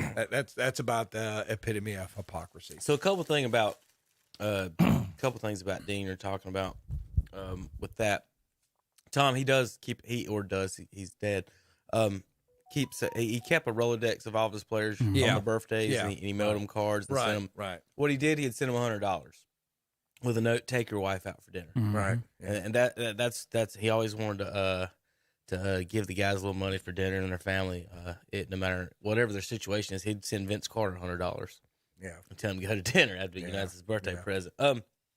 Dean, some innovations that people don't talk about with him. You ever seen a player raise his hand and won out of the game? Yeah. That's Dean Smith. He brought that on. Everybody wants to talk about the four corners, and that's that. Well, that right there is Dean Smith. And one of the funniest stories, I think it's Jeff Lebo tells, is that he tried to game the system like his sophomore year. He'd be like, he'd come out before he was really tired. He'd put his hand up, and the coach would be like, and then all of a sudden, about 2 or 3 weeks after that, he starts getting extra running during practice, Terry. Because he wasn't conditioned enough and he had to keep coming out of the game. Yeah. So he's like, next thing I know, I'm doing extra stairs around the Dean Dome. I will say, I was working down at the store down in Denver, Harris Teeter, and I thought about Terry because I used to listen to the radio show on the way to work. A lot of times I knew Terry was a big State fan, and Rodney Monroe used to shop in my store. How about that? And I kept looking. I'm like, why do I know this guy? And I said, dude, I know you. Tell me why. And he just grinned real big. And as soon as he told me my name, I said, yeah, I know exactly who you are. Him and Chris Corciani were nasty. He was an excellent shooter. Big guy. He's pretty tall. So you're talking about, I heard you guys talk about the Hubert Davis offense. He wants to come into a more modern offense than what they do. That you can still run their Carolina's offense as part of your offense. It's called the secondary break. Okay, that's just, you don't have to make it the major part of your offense. They can still run that. And all it is looking, you're trying to get the first guy down the court, trying to give him the ball in a layup. And then after that, you're after a rebound. Right. Or after a score. You can actually, you run the same play. It's the same play. Score, rebound, you just run the same play down the court. If you have a real fast break, a playground fast break, the coach ain't gonna be like, hey, don't do that, don't go dunk it. But if it's organized, we get a rebound and everybody's running down the court, it's a secondary break. I was trying to find a couple of other things as far as he would do. He was one of the first to sub groups in and out. First black player, Charlie Scott, in the ACC. Let's see, taking charges, diving for loose balls, standing and cheering for teammates off the bench. He's the first one to tell him to stand up and do all that. Like to play the tired signal. Tip outs, what is that? Hand the ball or tip the ball back to a teammate that they couldn't. Oh, he was one of the first to instruct them to, instead of trying to grab the rebound, to tip it to a guard on a long rebounds to start a fast break. Timeouts after made baskets, and huddles before free throws to go over the plays, offensively or defensively. So there's just that's a long time ago. Just things on that. Real quick, let's see. Well, that's going to be really it for our college basketball. We've got bad picks coming up in just a minute for NCAA and NFL. So we've got those. We're going to wrap up the NASCAR season at the end of the show. Kyle Larson wins the championship like we all predicted last week. I'm going to take the bigger pat on the back. I predicted that before the season, so I got 40 weeks of prediction. Go ahead, pat yourself on the back, Kevin. Go ahead. Yeah, there you go. Well, good folks, we'll be back in a few minutes, and we'll have some bad picks, college football, NFL, and more on KDCBroadcasting.com. Don't let bad plumbing drive you plumb crazy. Call the plumbing experts. That's Olmsted Plumbing in Forest City. Sure, they can clean your drain or even do a camera inspection for sewer line and replacement. But did you know they have water treatment systems and water heaters? From residential to commercial, they do it all. Give them a call at 828-245-7302, 828-245-7302. And they also have employment opportunities. Call Olmsted Plumbing at 828-245-7302 and like them on Facebook too. Get a great deal on versatile Kubota equipment today, like Kubota BX and L Series compact tractors, part of our under 100 horsepower tractor lineup rated #1 for reliability, Z Series mowers, and Sidekick utility vehicles. Stop by your local Kubota dealer today. Bring home the Kubota BX 2380 tractor for 0 down, 0% APR for up to 60 months now through December 31st. See us or go to KubotaUSA.com for more details. Your Kubota dealer is Parker Farm Service, 126 Bessie Drive in Kings Mountain. Gaston County's premier flooring center is Carpet One Interiors, located at 2757 East Ozark Avenue in Gastonia. Seeing is believing at Carpet One Interiors in Gastonia, where you get a large selection at a low price with expert advice. Ask about their beautiful guarantee. If you don't love your new carpet, they'll replace it free. And right now, luxury vinyl plank is just $2.99 a square foot. Come see for yourself and refresh your home this year with a stop at Carpet One Interiors, 2757 East Ozark Avenue in Gastonia. Online at carpet1gastonia.com. Ladies, how much time do you spend on your appearance each day? And how much money do you spend on your beauty products? In large cities like Los Angeles, the average woman spends $2,000 to $4,000 per month just to be beautiful in their outward appearance. But why spend so much money on outward appearance when God values inward beauty? 1 Samuel 16:7 says, God judges persons differently than humans do. Men and women look at the face, but God looks into the heart. Spend time with the Savior. Now that's a beauty tip that's priceless. This is Sherry Hefner, pastor's wife of First Baptist Cherryville, where we strive to accomplish all things through Christ. A big new shipment of fall clothing has arrived at the Great Outdoors in Cherryville, with name brands like Drake, Marshwear, Avco, and even new Great Outdoor clothing too. Plus, the Great Outdoors in Cherryville has youth clothing, plus coveralls and bibs. Before you head outdoors, head to the Great Outdoors. And don't forget their line of Sea Art and Camus boats, plus a full service department too. The Great Outdoors, Highway 150 East in Cherryville, right behind McDonald's. Online at teamgreatoutdoors.com and like them on Facebook too. And we're back on Saturday Morning Sports Talk with Kevin, Zach, Tom, and Terry. I think they're in their bag picks segment right now. They may not. I'm really not sure. Wow. But I think they're in bad picks. We're almost there. We're almost there. The video's not quite ready, so we're gonna. Gotcha. We're kind of quite preview. I tell you what, let's do a quick. We'll do NBA right now while the video gets loaded for that, and I gotta. Of course, I'll have to fix Tom's camera here in a second. But all the bounces. I'm getting back over. All right, NBA has started up. We're not gonna be too long on this. Just a couple of quick notes. We want to go over some things, thoughts, and what's going on around the league. Of course, if you watch ESPN, you'll have a different view than what you get here. How about before the season started? Who had the Washington Wizards as the #1 seed? Anybody? Raise your hands. Raise their hands. Nobody. Tom, I'm looking at the playoffs right now. Cavs are about 5 or 6, aren't they? Cavs are the 4 seed, would be hosting the Philadelphia 76ers. Meanwhile, the Hornets are in their traditional 9-spot, Zach, carrying along as always. I don't even have to really comment on them anymore. Can I just say they're going to be a 9 or 10 seed every year? And I'm glad they have every team in the East now. Every team makes the playoffs now with the play-in game. Like that is so ridiculous. Like, why would you want the 9 and 10 seeds doing anything on television? Because just what you just said. Television. People watch that crap. People watch it. And Kevin, sports gambling probably coming to North Carolina pretty soon.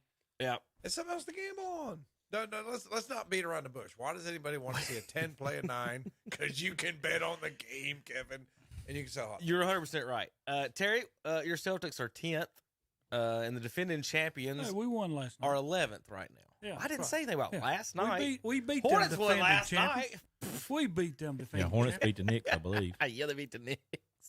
Y'all beat the defending champions last night, Terry. Sure did in overtime. Bucks are 6th and good grief. 6 and 7. Here's what I want to say about the Hornets, and they've improved since last time I looked at it. They have, Zach and Terry and Tom, the worst, and I mean the worst, defense in the NBA. They are so far bad. Before last night, they were giving up 117 points a game, and they held the Knicks to 96, and it brought down their average down to 116 now. No, they were at 119. Now they're down at 116. 116 points a game they're giving up. Next closest is 114. So they were 5 points away from the next closest. With a great defensive night last night holding the Knicks to 96, they still have the worst defense in the NBA by 2.5 points to Memphis Grizzlies. So not doing too much there in the East. Over in the West, how about the Warriors now? 11-1, and Klay Thompson hasn't shot a basketball yet. They are very good. What do you think about that? They're very good. What about Jordan Poole, kid? I mean, he's just come out lighting up. He's averaging 20 points for him. Wiggins is starting to play like he should play now. Right. You know, Wiggins to me has always been it's almost, Zach, he's one of those players where he's got the talent like a Vince Carter, Grant Hill body, but it's just there's something about it. He's a B+. He's the Scottie Pippen as opposed to a Jordan. He reminds me of a player that was held back until he got to Golden State, and I think when you arrive at a team like that, I think it becomes down to players like Curry telling him, "Hey man, just have fun, be yourself. If the shot's there, you shoot it. If not, then you give it up. I mean, just have fun with us while we're out here because that's what we're going to do." And, because Curry, I don't care whether they're winning or losing. To me, he looks like he plays the game and having fun playing. Yeah. So, Well, they're 11-1. Phoenix 8-3. Utah, Dallas, Denver, Clippers, all 7. Where's the Lakers? At the 7 right now. Yeah, about them Lakers. About that old group of Lakers. I'm sorry to say it that way. I like that. Terry, you think they're the best team in the NBA? No. No, why not not? even close. Why not? I mean, I understand, but they need, I ain't going to say a lot, maybe a player or two that is young to guide them also. But you're asking a bunch of older guys, they have to just slow down, play the game. Don't get in running games with people. I don't think they can play that game. And then here we are again. LeBron's been out already. AD's been out already. I mean, we're going through this scenario like they went through last year. And for people to sit back and say, hey, the Lakers, they might have the best talent player for player if you look at them and put them as a whole for their whole NBA career. But I don't think they've got a talent to win, an NBA title. For their whole NBA career. Well, they're giving up that their point differential right now is -2 per game. Let me go see who's the worst. I see 11 with the Pistons, -9. They're averaging getting beat by 11 points a game. Yeah, and with so's the Pelicans, Rockets at 8, Magic at 9, and go ahead, Zach. With them all getting older, they said LeBron had pulled a stomach muscle, and he don't know how he done it. That's what happens when you get. That's it. That's it. We know. I don't know how I did this, but I'm hurt. You get up the next day going, "This has never hurt me before." He was Now, probably in the bathroom if he pulled a stomach muscle. Well, I mean, but there are teams in the NBA. I mean, I'm speaking of my Boston Celtics. Last night I saw him, and he stayed with the same lineup. I don't know who the coach is. I can't even say his name. But here's the problem, and I'm like it when I'm glad I don't know his name. You know what I'm saying? Because he's irritating me. We rotate too much. I mean, we're not like we're in college. We send 5, take 5 out. We send 4, take 4 out. That's not how you play in the NBA. If you got a guy out there, let him get hot. Quit taking him out. And last night I saw him stay with the legit group that he stuck out there, and we still look for Jason Tatum to take the shot because he took the shot that would have ended the game if he had hit it, but he missed it.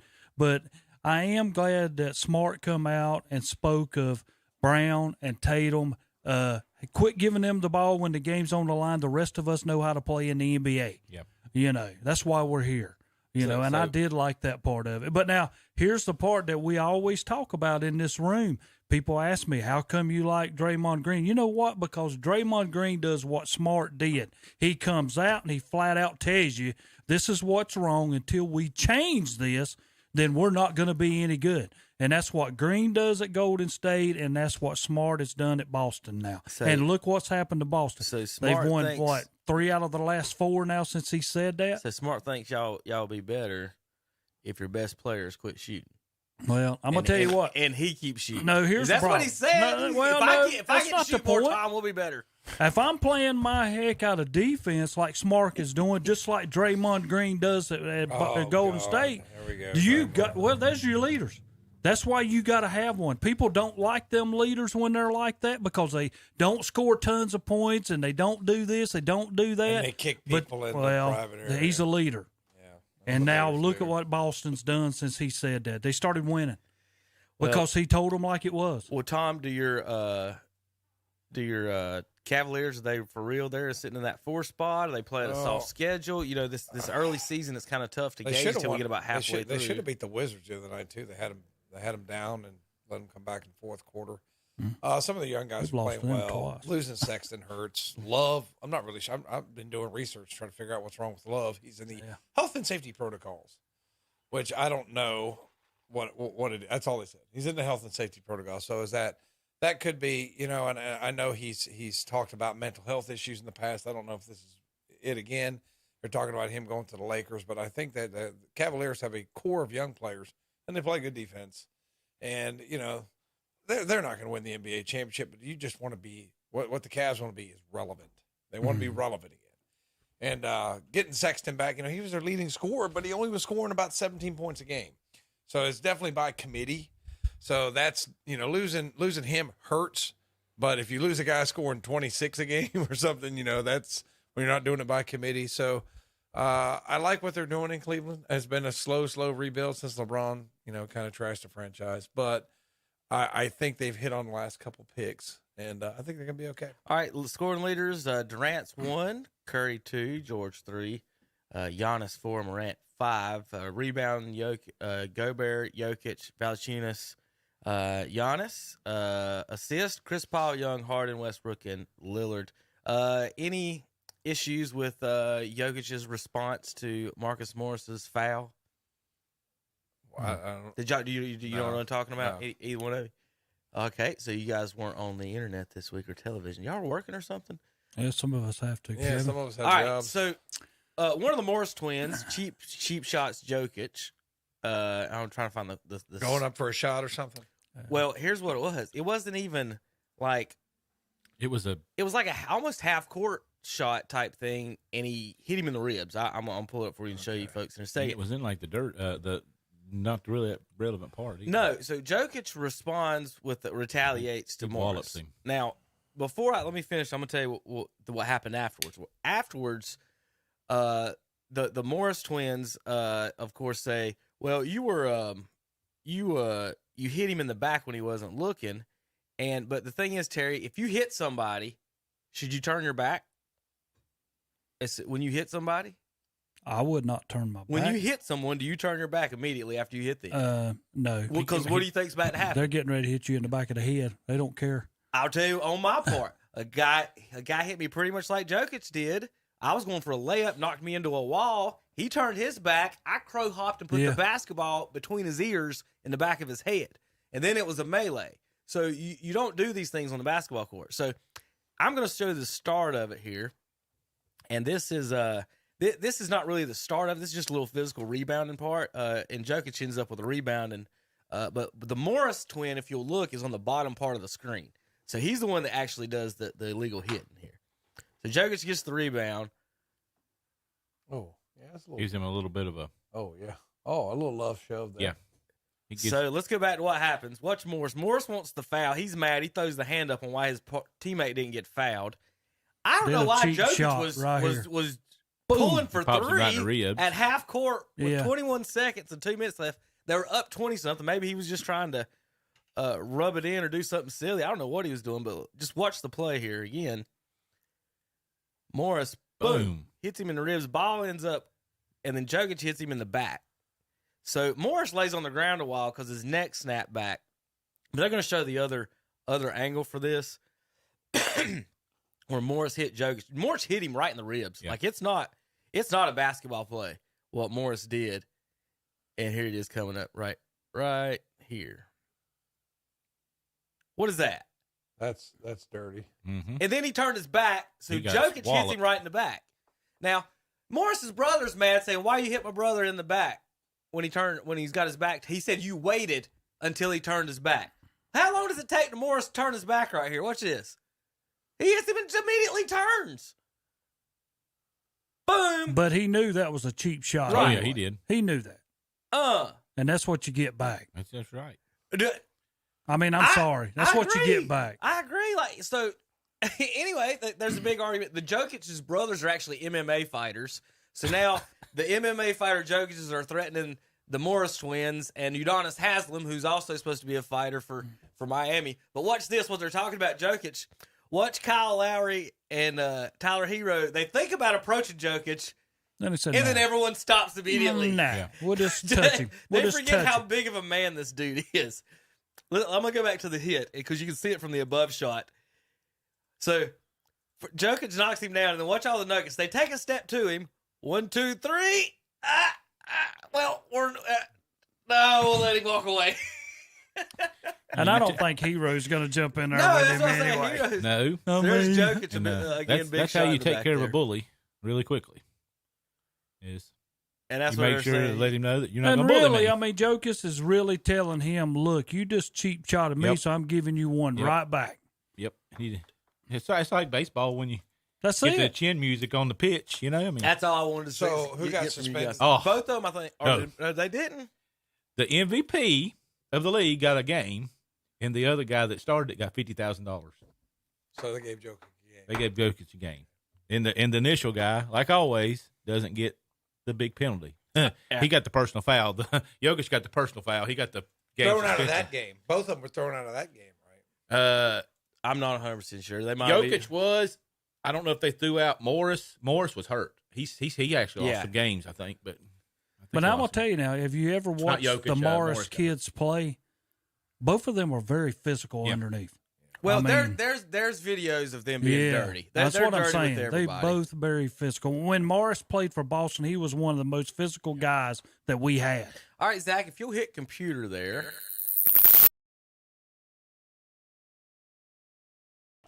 Then we're going to play. It's time for bad picks. We need to get to. That's what we need. We need to go to say bad. That'd be good.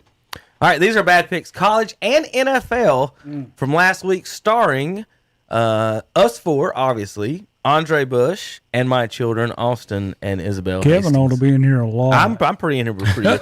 Hey, I'm gonna tell y'all something. The past 2 weeks, and we talked about this last week. Vegas is, and we say Vegas a lot in these clips, is cleaning up. Mm-hmm. I mean, pick after pick after pick, we have underdogs that aren't even ranked in college. That aren't even ranked. Then we have the Browns lose Odell, win by 30 in games like that. So it's been a weird week. Cowboys, like y'all were talking about earlier, we all four, obviously. There's a couple we all four miss in the NFL Nobody this week. knows what's going to happen. Not anymore.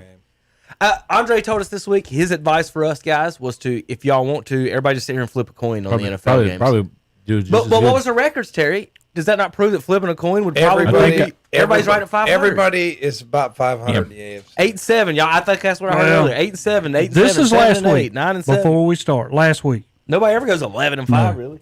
Tom went 7-7. I went 8-6. Zach went 7-7. Kevin went 5-9. Yeah. So there you go. I mean, it's hard. We all picked the Ravens. We all lost. We all picked the Cowboys. We all lost. I mean, you know, and what happened even on the Bills, Jacksonville, that's right there tells you this is the NFL. I don't care who you are. This is the pro guys playing each other. The worst team can beat the top team if they play good that day. It's simple. Bills and Jaguars game, you're right. That one just a lot of like I told Andre, we could have if I picked all the best teams, I'd go 500. If I picked all the Vegas picks, I'd go 500. No matter what I do, I said, I'll go 500. And when you see that added together, we're probably under 500 on The only thing you can do is if Pittsburgh ever plays Cleveland, is take Pittsburgh, and you're going to win. And we went there, Unless of it's a course. playoff game It right always there. got 25, Unless it's a playoff 2 and 1 all time. Okay. 25. 0 and 1 at home in the playoffs. There you go. All right, let's 25, try some bad 2 picks and this 1. week.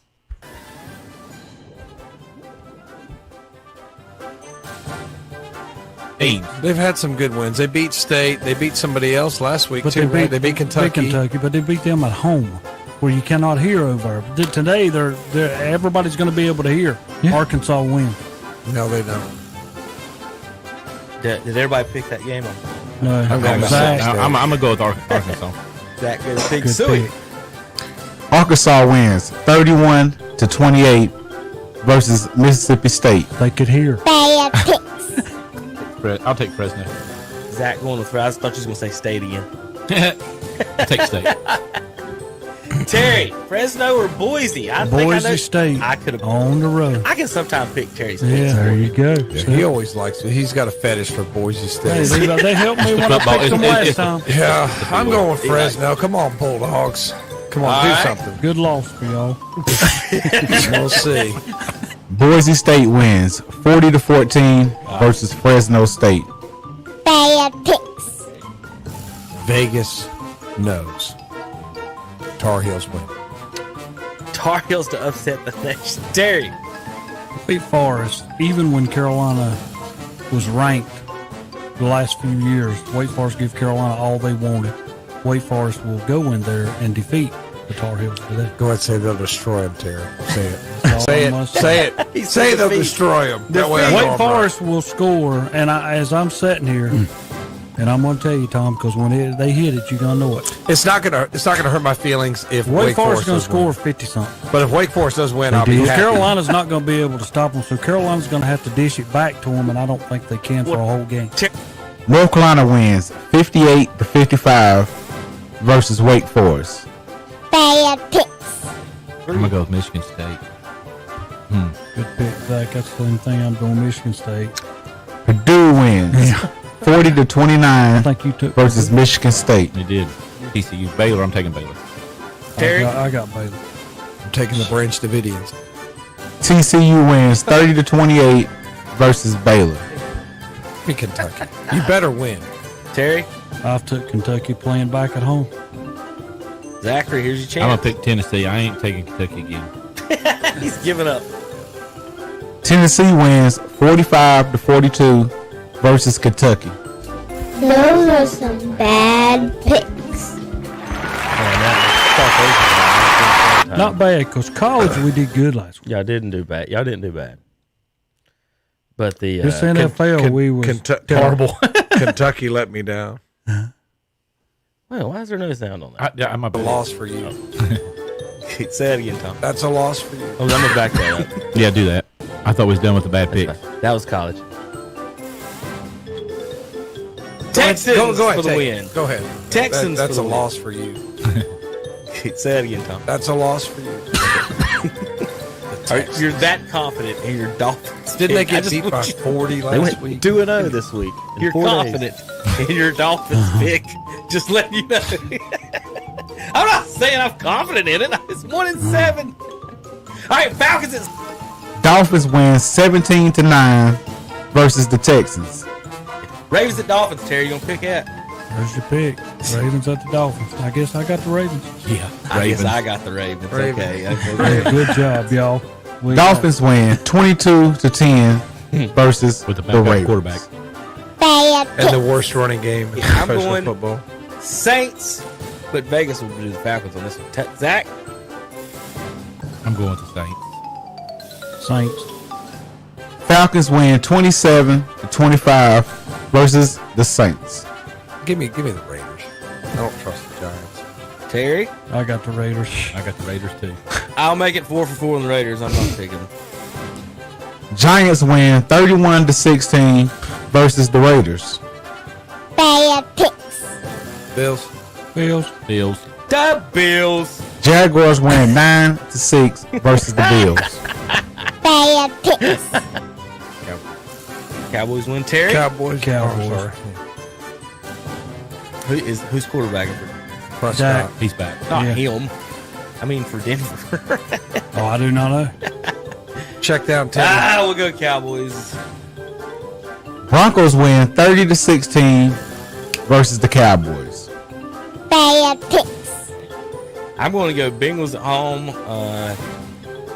Browns win 41-16 versus the Bengals. I'll take the Panthers this week. Zach going with a hometown team. Patriots win 24-6 versus the Panthers. Zachary? I'm going with Cardinals. Terry Reinhardt. Cardinals. Cardinals for me. Well, by God, I'm going 49ers, favorite team at home. Y'all three going on the road. 3-0 against me on that one. I'll go favorite team. Cardinals win 31-17 versus the 49ers. Bad picks. Bears. Steelers win 29-27 versus the They got Bears. cheated.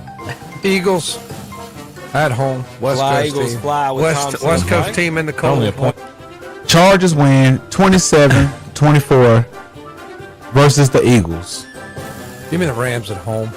I got the Rams. I got the Rams. I might have picked Titans if Henry would have played. Henry was around. I'll go Rams as well. Titans win 28-16 versus the Rams. Those are some bad picks. They were bad.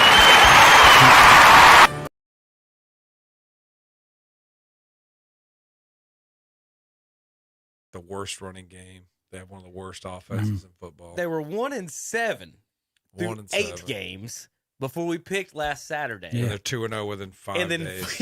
in 4 to 5 days, they go 2-0. So, what do you do? Like I said, Vegas is cleaning house in the last few weeks. Let's start over in college football and talk a little bit about that. In the college football playoffs, I'm going to bring that up. I've got that right here. Handy dandy stats for the guys. Dun, dun, dun, dun, dun, dun. Here we go. I got to move everybody over there. But number 1, Georgia. 2, Alabama. 3, Oregon. And Ohio State sneaks in to the playoffs currently. Tom, I guess you like their formula better than mine, but you're in mine too. If it makes you feel better. Well, because the Michigan State lost. Michigan is ahead of Michigan State, even though Michigan State beat them, which is a little curious. So what do you feel about Cincinnati being out? Why is the one that baffles me is how is Oklahoma not getting any respect? Whatever you think about the Big 12 or whatever, that's a good program. It's not like that's not a program nobody They've struggled knows. in some games they shouldn't. They struggled against a Kansas team that's getting blown out by everybody else. But I think everybody keeps looking for them to lose because they have no running game. Well, that's what I'm saying, though. Is a win not more important than a loss? And according to these BCS people, it's not. And that's what's weird to some folks out there, especially me, is that how, so let's qualify these. So, Alabama lost to the 14th team in the nation. Who beat Oregon? Who beat Stanford? Stanford beat Oregon. Are they even ranked? I don't think so. No, they're not even ranked. So Alabama lost to now Texas A&M is 11th. So Alabama lost to the 11th team. Oregon lost to an unranked team. Ohio State lost to Oregon. Lost to the 3 team. But if you don't look at the names, so that's the head-to-head, then Ohio State's got the better loss, right? Of those 3 teams. Ohio State better watch out today. Who'd Michigan lose to? Michigan State. Who'd Michigan State lose to? Purdue. All these. Is Purdue in the college football playoff ranking? Purdue is at 19. 19 in the college football playoff. College football and where are playoff. they in the AP? AP, Purdue. Not ranked? 26th. 26th. Wow. Not ranked. Wow. 26th in the nation is Purdue. That was a good win for them over Michigan State, and I think Michigan State got caught on a hangover, Kevin. I mean, what happened to Michigan State is once they beat Michigan, now all eyes are on you. Now you got to do it when it matters, and I think that does matter. Like when you've got to play with all that pressure on you when people are expecting you to win, and they were kind of a sweetheart team. Nobody thought they'd be this high up this year, and now Coach Tucker, they're talking about him to UCLA or LSU or somewhere else. So this is the Big Ten anyway. They always overranked. I don't know about that, Terry. I think when the SEC went up to Penn State, what happened? Yeah, you sent Auburn. Okay, Come on. okay. Where's You Auburn? sent Auburn 17th in the. They're not that good. Okay, so they're not that good. So Big Ten's not good, but when we beat the SEC's not good. Okay, I understand that calculus, Terry. You got it. I understand. As long as you figure it out. I understand. Yeah. I Well, understand. speaking of trying to understand, NC State is 16th in the college football playoff ranking. They're 21st in the AP. University of Texas San Antonio in the AP is 15th at 9-0. 23rd. And 23rd in the college football playoff poll. Play So, somebody.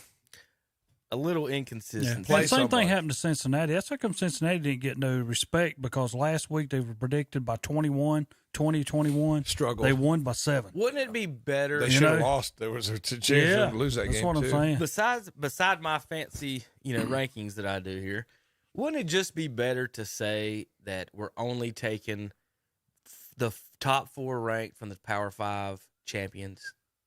From Yeah, from the unless Power 5 you an conferences? unbeaten team that's destroying people. No, but if you're unbeaten, you'd be a champion.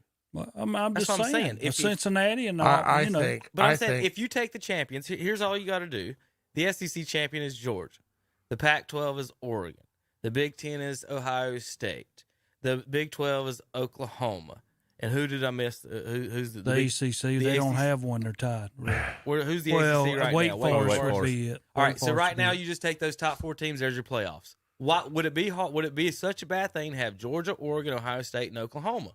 All you're doing is taking Alabama out, Well, just by that's- taking conference champions. That'd be a shame, wouldn't it? Why that'd be such a shame? That'd be a shame. But I just If don't Le- see how you can sit there and argue that Alabama's losses are so good they're the second team in the nation. They're just scared. If They're scared Texas- of Nick Saban. If Texas A&M lost to Alabama, where would they be ranked? If they were 8-1, they wouldn't be ranked number 2, would they? No. No. But if Alabama is 8-1 against losing to a team that you think is worse than them, they're ranked number 2. It just doesn't make sense at all for I've told you for before, anyone. they get modifiers on teams that get modifiers to make them rank higher. Right. You're 100% right. I believe that. I think that the conference championship has to mean something. Yeah, I agree. I agree with that. And that's because okay, so you play all these games, so we lost, so we had a bad loss. Now the rest of my season's meaningless. I mean, I just don't agree with that kind of calculus. That now what they argue about, like the big boys argue about, do you go 8 teams? Do you go 16 teams? To me, 8, you get your Power 5 champs, and then you got 3 more. I mean, I think that's a good setup. Yeah. Nobody gets a bye, which I don't think you need a bye. It's 3 games. You got to win. If there's 8, you got to win 3 to win the national championship, right? So get rid of one of these weeks, of these garbage weeks. Yeah. And then if the other teams want to play another bowl game, that's fine. You're going to let other teams play, bowl games and things. But I think, Kevin's got 16, which I think's too many. I think it should be 8. This is I like the 16. This is my 16. That's a lot of teams. I've always said 16 would make you a true champion. It's always So what are the chances of the 16th team winning the championship? Probably not much, What but are at the least you chances have an opportunity. Are of the 8th team? A lot better than the that's what I'm 16th. saying. Not at all. Not at all. We know this. You have an A opportunity. lot better than the 16th. Not at all based on what. So we're Georgia and arguing Alabama about doing. maybe a who you got it there? A UTSA Well, team getting here's what in, we're, or here's what we're Northern arguing about, Illinois. Tom. Is you make the argument that can they win the championship? We're making the argument they deserve to be in the playoffs. That's all it is. Whether or not you put the third team from the SEC in there to get beat 56-6 by Georgia or Northern Illinois, I don't see why it matters. So my playoffs would be 16 Northern Illinois at 1 Georgia versus the winners of Pittsburgh and Wisconsin 9-8, 12 Cincinnati at 5 Wake Forest versus the winner of 13 San Diego and number 4 Oklahoma. Out of Oregon at 2 would be 15 against the Louisiana Cajuns. Then Utah at 10 would go against Oklahoma State at 7. Alabama would get the 6 seed against 11 seed Notre Dame, and your Ohio State Buckeyes would have the 3 seed against the UTSA Roadrunners. Now, if you won that game, you'd get to face off Notre Dame, Alabama in the second round. Then if you won that game, you get to face the winner of the next It's bracket. definitely to going win to the be championship. Alabama winning that game. But yours is definitely more equitable than the 4 team. I'd like to watch Cincinnati. I'd rather have games like this, Tom. I'd rather have you guys have to play a UTSU in a playoff situation as opposed to scheduling someone in their conference in the second week of the season who's 4-12, 4-8 or whatever. You see what I mean? I don't know. There's a bunch of different ways to do it. If you made the conference championship mean a little more, then I think what I think is your marquee programs would take a bigger risk earlier in the year. In other words, I'm in Ohio State. Well, I'm gonna go out like they've done before. Like I'm gonna go out and schedule a Texas, because if I lose that game, I'm still okay because I can win my conference championship because the conference still means something. Yeah. Now I'm gonna go. Now play we're somebody. arguing about. To make myself better. Should an Oregon loss knock Ohio State out if, say, Oregon gets beat again? Well, now that loss for Ohio State looks worse. So should we knock them out and put Alabama in because that's a non? Because now you don't have to argue about this. See now, right. So right now the conference championship might not mean anything. The ACC champion will be the weakest Power 5 champion. Anytime you, but they're not going to get an opportunity to play. Still, I think that you've got to give the ACC champion a bid and then give 3 more. I still think that the 8 team, because then Cincinnati gets in. Who else going to let? You're going to let Notre Dame in? Not let Notre Dame in because they don't play in the conference. Here we go again. UTSA never gets in, and they're unbeaten. Well, they don't need to get in. Let's see, they're unbeaten. They don't need to. I don't care. They don't need to get in. UTSA doesn't need to get in. That's like putting a JV team in the 4A playoffs. You don't know. They don't need to get in. Terry. But they're unbeaten. Terry, I don't care what they do. He's an elitist. Terry, remember. I'm not an elitist. I'm just saying that they're not as good.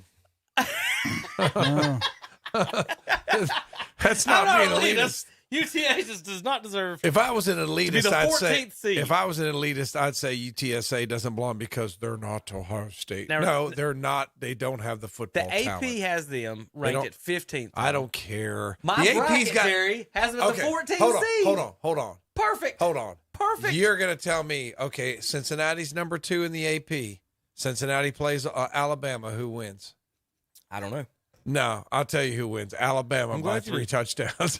That's who wins that game. So the AP I don't pay as much attention to. I think a little bit more goes into the college playoff.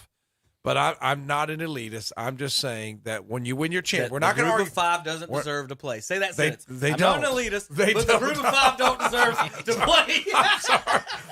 They don't have the football talent. It's the same reason why Tom Sinofani is not going to be umpiring the National League Championship Series. Okay, I'm a big enough man to admit I don't have the talent to do that, so I don't need to be there. I'm just saying the same Tom, thing. Just like baseball, I would rather see a playoff game against UTSA than round 2 versus whoever you got, Mercer, whoever you got playing round 2. It would be. That's the point I'm making. It would be back up a week. At a playoff game, what does it matter? Because after you beat them, your next week, guess who you got? Notre Dame, Alabama.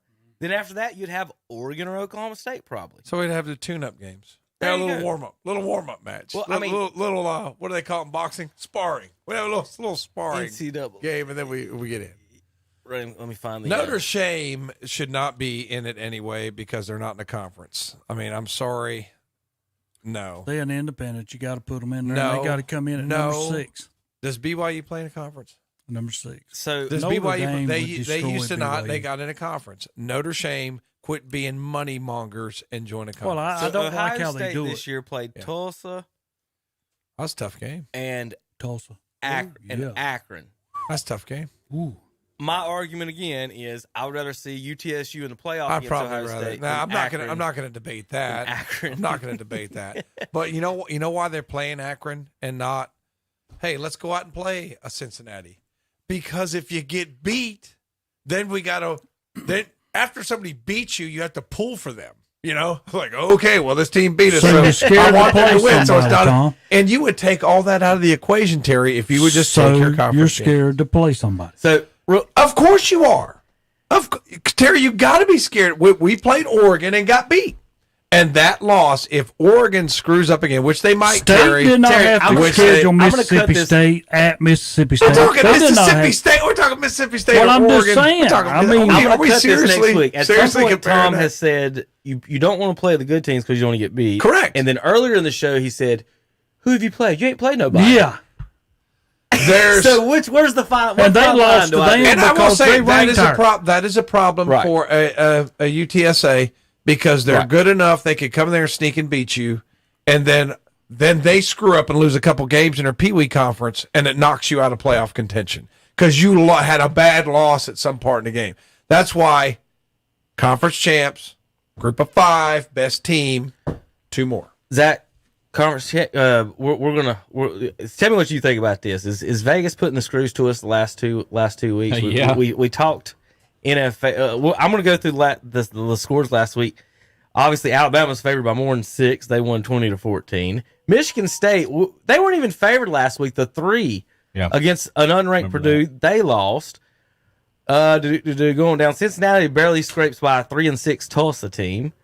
Who else was favored? North Carolina was favored by 2.5. They put 58 points on the board and won by 3. And they trailed 45-27 at one time. In the spread, they got it. Vegas cleared both of those. Let's see. I can't remember if West Virginia was favored against Oklahoma State. Or TCU might have been against Baylor, but they won against Baylor, so they knock out the 12 seed. I think there was one more down here. Arkansas beats Mississippi State. Kentucky falls at Tennessee. NC State squeaks by. Illinois beats Minnesota. Iowa only wins by 5 against Northwestern. And then Fresno State gets beat. Was that 6 top 25 teams fell? Just going down through that list, I think. So it's a little tough, Zach. So we're going to get into this week and see if it is week 11, right? November 13th, Saturday. Well, Alabama's favored. Here you go, Tom. Alabama, you guys shouldn't be playing UTSA. You know who Alabama has this week? Who's that? The 1-8 New Mexico State. I don't even know what their mascot is. It's the New Mexico Lobos. What's the over? Why is the over is 67 and the spread is 51? There you go. Alabama can score 60. They won't. They won't score 60. We're not picking it. I'm just saying, like, why? So if why I would walk in here to you and I said, I'm going to give you New Mexico State and 51 points, would you take it? Yeah. All right. Well, New Mexico State only win this year is against South Carolina State by 8, and they're the Aggies. That is who Alabama I was has getting ready to say, aren't they the Aggies? Scheduled Alabama. The New Mexico State Aggies, right? New Mexico Again, State. one big 1-8. If you're going to play out of conference, why are you not playing a Power 5? That's what I just told you. Why are you not playing Power 5 out of conference Scared to games? get beat. Why are they playing? Say Alabama says, hey, Minnesota, come down here and play us. Well, they should be. There should be a rule. And then Minnesota somehow wins that game. If you take, and then Alabama's out of the playoffs. Zach, do you think a commissioner or somebody should come up with, and I know there's no ruler of college football, but should there be somebody that forces or something that forces these teams to play a better schedule or something? It's not like the Cowboys or Browns can be like, think about it. Well, you're going to make us play our division games. That's 6 games. The other 11 we get to choose, and if we want to, we can play college teams. It doesn't, because nobody But cares. now, would it not make the same difference, It's Kevin? crazy. Let's just say Alabama scheduled Duke. I would rather that happen. It's going to be the same score. Yeah. I agree with you. But, again, you're at least playing a Power what you're saying, a 5 Power conference. 5 other conference team, not a not only are they playing a group of 5 team, they're playing a terrible group of 5 team. I got it. That is insane. They should have the equivalent of the ACC Big Ten Challenge in football. Okay, this week the Big Ten's going to play the SEC. The next week the ACC is going to play. And then, okay, but all that aside, we're still taking our conference champs. So even if you lose one of those games, it was not making it's not. I still think they should all play nothing but conference games now that we have more than 11 teams in every conference, but that's just me. All right, let's pick some games, guys. Michigan, only favored by 1.5 at unranked Penn State. Penn Michigan State is number sometimes 6 in the nation, $59 at Beaver Stadium. sometimes Penn State plays like a top 10 team, and sometimes they play like a junior varsity team. I mean, it's just hard to tell, but I think Penn State is going to hold serve at home. I think they're going to get a win, Terry. Well, there you go, Tom. There's a loss for you. Michigan will go into Penn State and pull off a victory here. How's Jim Harbaugh doing big games, Terry? That's all right. He'll win today. How's he doing big games? He'll win today, Tom. How's he doing big games? Trust me. You're not Starts answering at the question. 12 noon. Not answering the question, Terry. You're not answering the question. I'm going to pick Penn State. I don't think Michigan is a top 10 team. And then Penn State's never a top 10 team. All right. They don't even top 20 team. Oklahoma beat Auburn, though, didn't they, Terry? Number 8, Oklahoma is favored at number 13, Baylor, 9-0 versus 7-2 by 4.5 in Waco. Tom, are you going with the Branch Davidians this week? So it's Baylor. I'm sorry, Kevin. I missed it for Baylor and... Baylor's hosting number 8, Oklahoma. Oh, okay. The Sooners are favored by 4.5 in Waco. It's not going to be sooner. It's going to be later. Give me the Branch Davidians. Give me the Fighting David Koreches. They're going to win. You taking Baylor? I'm taking Baylor. Well, that's another loss. Oh, Lord. I got Oklahoma. Baylor's at home, right? Yes. Yeah. That don't mean a thing. Finally, we're going to put this Oklahoma nonsense to rest. They're going to get beat. Zach? Take Oklahoma. Zach and Terry go with the Sooners. Auburn favored by 4.5 at home against Mississippi State Bulldogs. 17 Auburn, unranked Mississippi. Zach, who you got? Auburn.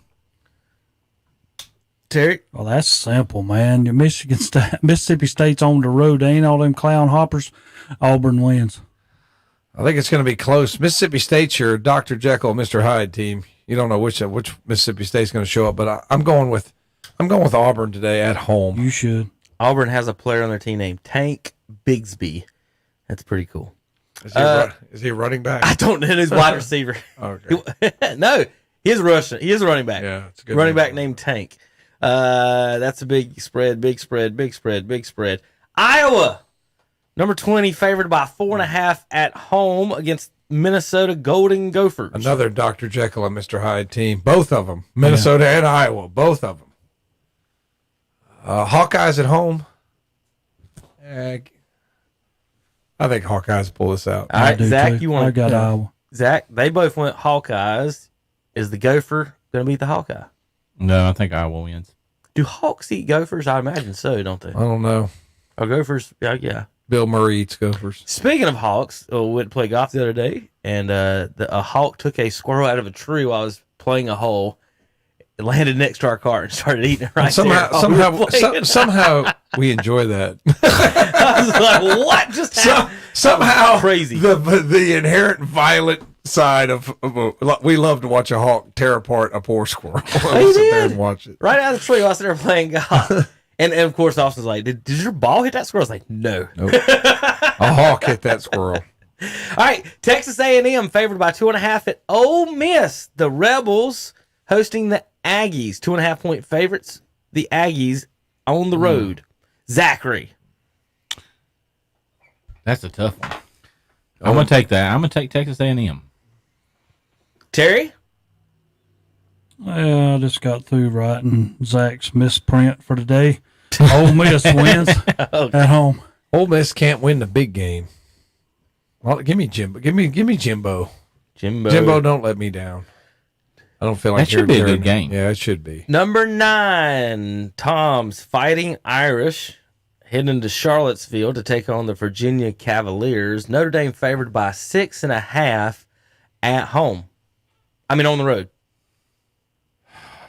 I don't want to pick Notre Shame. You better. Yeah, about feelings, Tom. Yeah, they'll probably win. I'll tell you what, I'm going to have to become a Methodist or something. They went into Virginia Tech and won. They'll go into Virginia and win. I can't stand Notre Dame. All right, we're going to skip that one for the last one. What you say, Zach? You never got. Oh yeah. Go ahead. Notre Dame. All right, we're going to come back to state in a minute and finish that up. Arkansas is at LSU. Arkansas is favored by 3. They're ranked 25, 6-3 at 4-5 in Baton Rouge. Is Ogeron bringing his women to the game? If he is, does that affect the point spread? That might affect the point spread. All right, Arkansas, don't let me down. Go in there and send Coach Ogeron out the way he deserves. Zach, you went Pig Suey last week. You doing it again? No, I'm going to go with LSU. Tigers at home for Zach. Good job, LSU. Their offense is terrible. It don't matter. Their defense will show up. TCU upset someone last week. Can they do it again this week? This week they're at Oklahoma State. The spread's 11.5 at Boone Pickens Stadium. Zachary, you got Cowboys or the Horny Frogs? Cowboys. Terry. Oklahoma State. Tommy. Give me the mullet. So 3 for 3 on Oklahoma State. Put your money on your Horned Frogs. Nevada, however you want to pronounce it, are Dogs at San Diego State. 8-1 to San Diego State. 3-point favorite, though, is all $14 in Carson, California. How do we always get the San Diego State game? Because all their games the spreads are under 10. Yeah, all their games are unpredictable. And you know why we don't know anything about San Diego State is they play after we're in bed. Yeah, they do play 11:30. It starts at 10:30 Friday night. Okay, I tried to watch Washington. I think Washington Stanford or something. It was like 11:30. I was like, I can't do this. I was watching Boise State last week. Yeah, Tom. I just can't. Yeah, sure you watched Boise State. There you go. All right, Aztecs. I'm going with San Diego State this time. They have every time I get the San Diego State game wrong. I think the one time they lost, I picked them. Terry, you going Wolfpack? Yeah, San Diego State, man. That's not what I asked. No, I said, are you going that's what I'm Wolfpack? saying. You said, He said no. San Diego State. He said no. So you're going San Diego State. Zach, Aztecs or the Wolfpack? I'm going to go with Nevada. How many is that, Terry? 9. 9 is it? That's feels it. like we did more than that. This is number 10.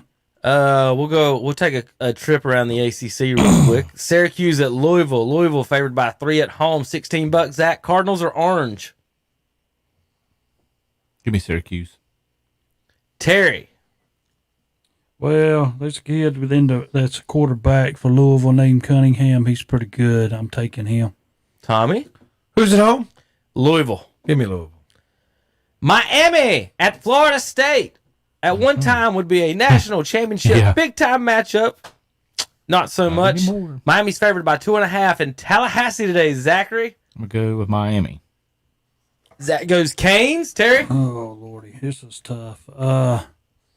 Florida State. Miami's got to have this win, though. Give me Miami also. I'm going to take them. All right, Tommy. Since I hate Florida State and I hate Miami, I'll go with Miami. You wouldn't make a good gambler. No. Get a lot of feelings. Terry, Boston College at Georgia Tech. To the Rambling Wreck in Atlanta for $13 today. Win at home. Yeah, this is scary. Boston College is a decent squad, but I don't know whether they can go to Georgia Tech and win. When Georgia Tech plays at home, they score a lot of points, and I'm going to take Georgia Tech. All right. Tommy? I don't trust Georgia Tech. Boston College is my real Catholic school. Give me Boston College. Zach? I'll take Georgia Tech. It's only a one on the line. Yep. All right, Terry, how many's that?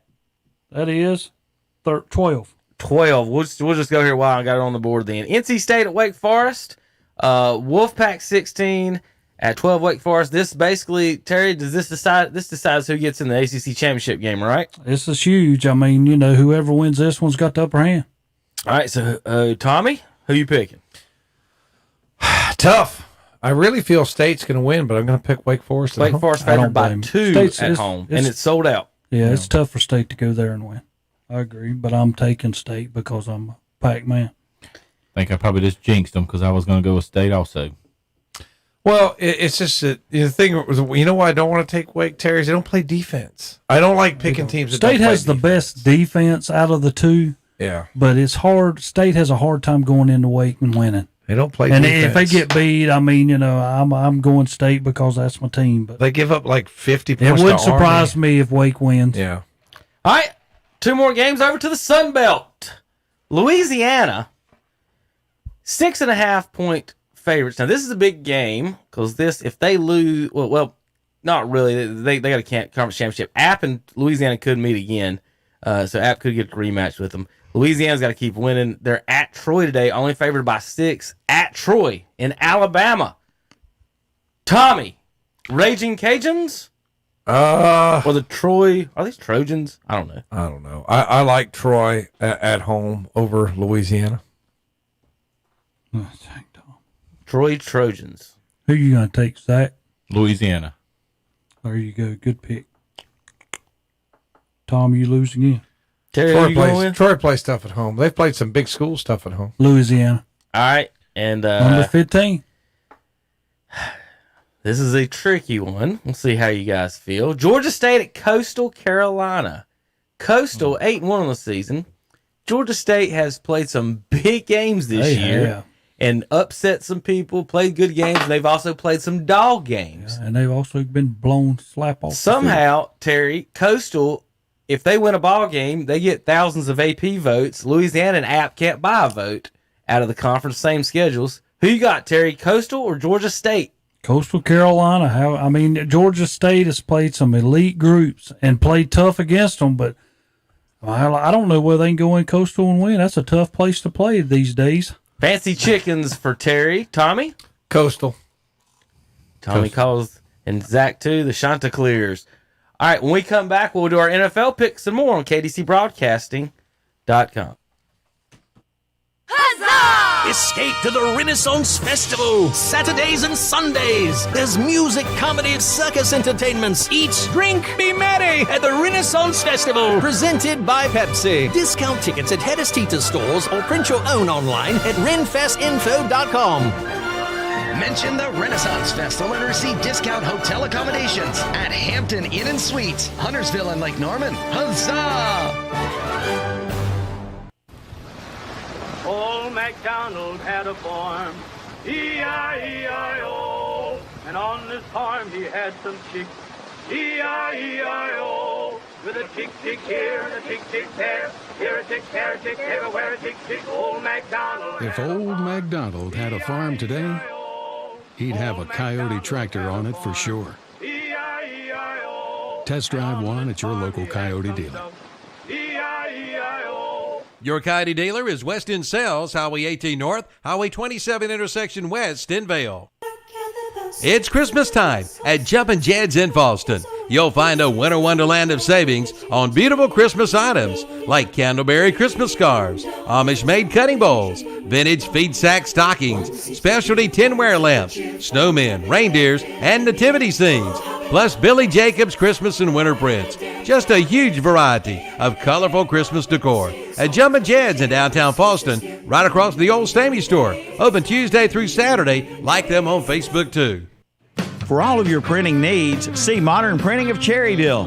Get your full-color business cards at Modern Printing of Cherryville, along with your full-color brochures. Get multicolor letterhead and multicolor envelopes. Just call 704-435-6112 or email at modern_printing@ymail.com. Modern Printing, located 902 East Main Street, Cherryville. Open Monday through Friday, 8:30 a.m. till 4:30 p.m. That's Modern Printing of Cherryville. Francis Brothers Used Cars, now in their 51st year in business, has been proudly serving the people of Cleveland and Rutherford counties since 1969. With a great selection of nice buy here, pay here cars, trucks, vans, and SUVs. Don and Bino invite you in to check out their inventory and look forward to helping you get your next vehicle. They also have a service center offering oil changes, OBD inspections, brake work, shocks, axles, and CV joints. Francis Brothers Used Cars and Service Center, 134 North Main Street, downtown Boiling Springs. Go see them for your next automotive buy or service. Hear that? That turkey is hiding. He knows Thanksgiving is almost here, and he knows that folks around here just love their turkeys cooked on a Traeger grill from Hometown Hardware in downtown Kings Mountain. Family traditions are better with a Traeger. Plus, Hometown Hardware has everything you need from Traeger grills to pellets to rubs and sauces. Yep, a old-time turkey will taste better when he's cooked on a Traeger grill. From Hometown Hardware, 110 South Railroad Avenue in Kings Mountain, and see the page at whatsupshopper.com. And we're back on Saturday morning. All they want is a...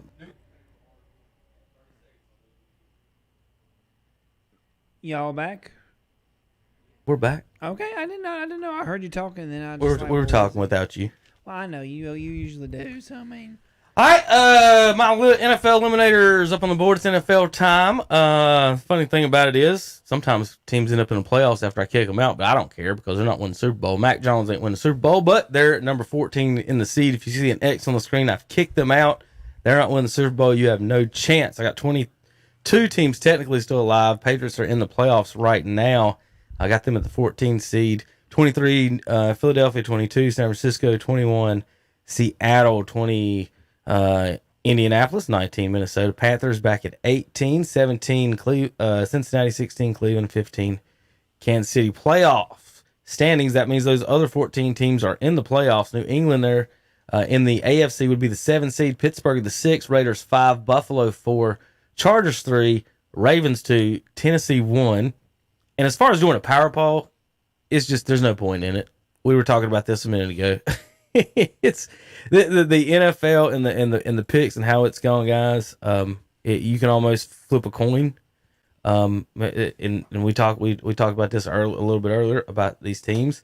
Tennessee, can you trust Ryan Tannehill and no Derrick Henry? Baltimore, I mean, they just lost to the Miami Dolphins with basically 2 backup quarterbacks. Neither one of them is that great. The Chargers, what are they? Buffalo just lost to the Jaguars. We thought they were good. Vegas, they're in all sorts of just the coach and wide receiver disarray. Pittsburgh's got a really old quarterback, and New England's got a rookie quarterback. Kansas City can't get nothing right. Cleveland, Tommy, can't keep everybody healthy and on the field, but we got rid of Odell, which is good. Chubb's out this week. They need Chubb to win. Chubb's the biggest key on that. They need Chubb. Over in the NFC, we're going to talk about each one of those teams in just a second. In the NFC playoffs, Falcons are the 7 right now. New England 6, Rams 5. They just keep adding everybody they can. Cowboys are the 4 seed right now. The top 4 seeds go to the division champs. That means Tampa 3, Green Bay 2, and Arizona 1 right now. So, you don't...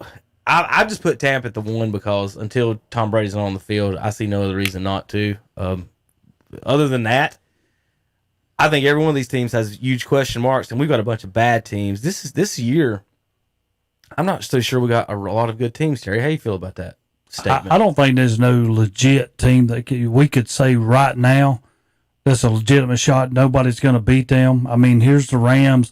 You got them at number 8. They picked up Von Miller. Now they picked up Odell Beckham. But then they get beat this past week. So, I mean, how can you say they're elite? And I look at it like this.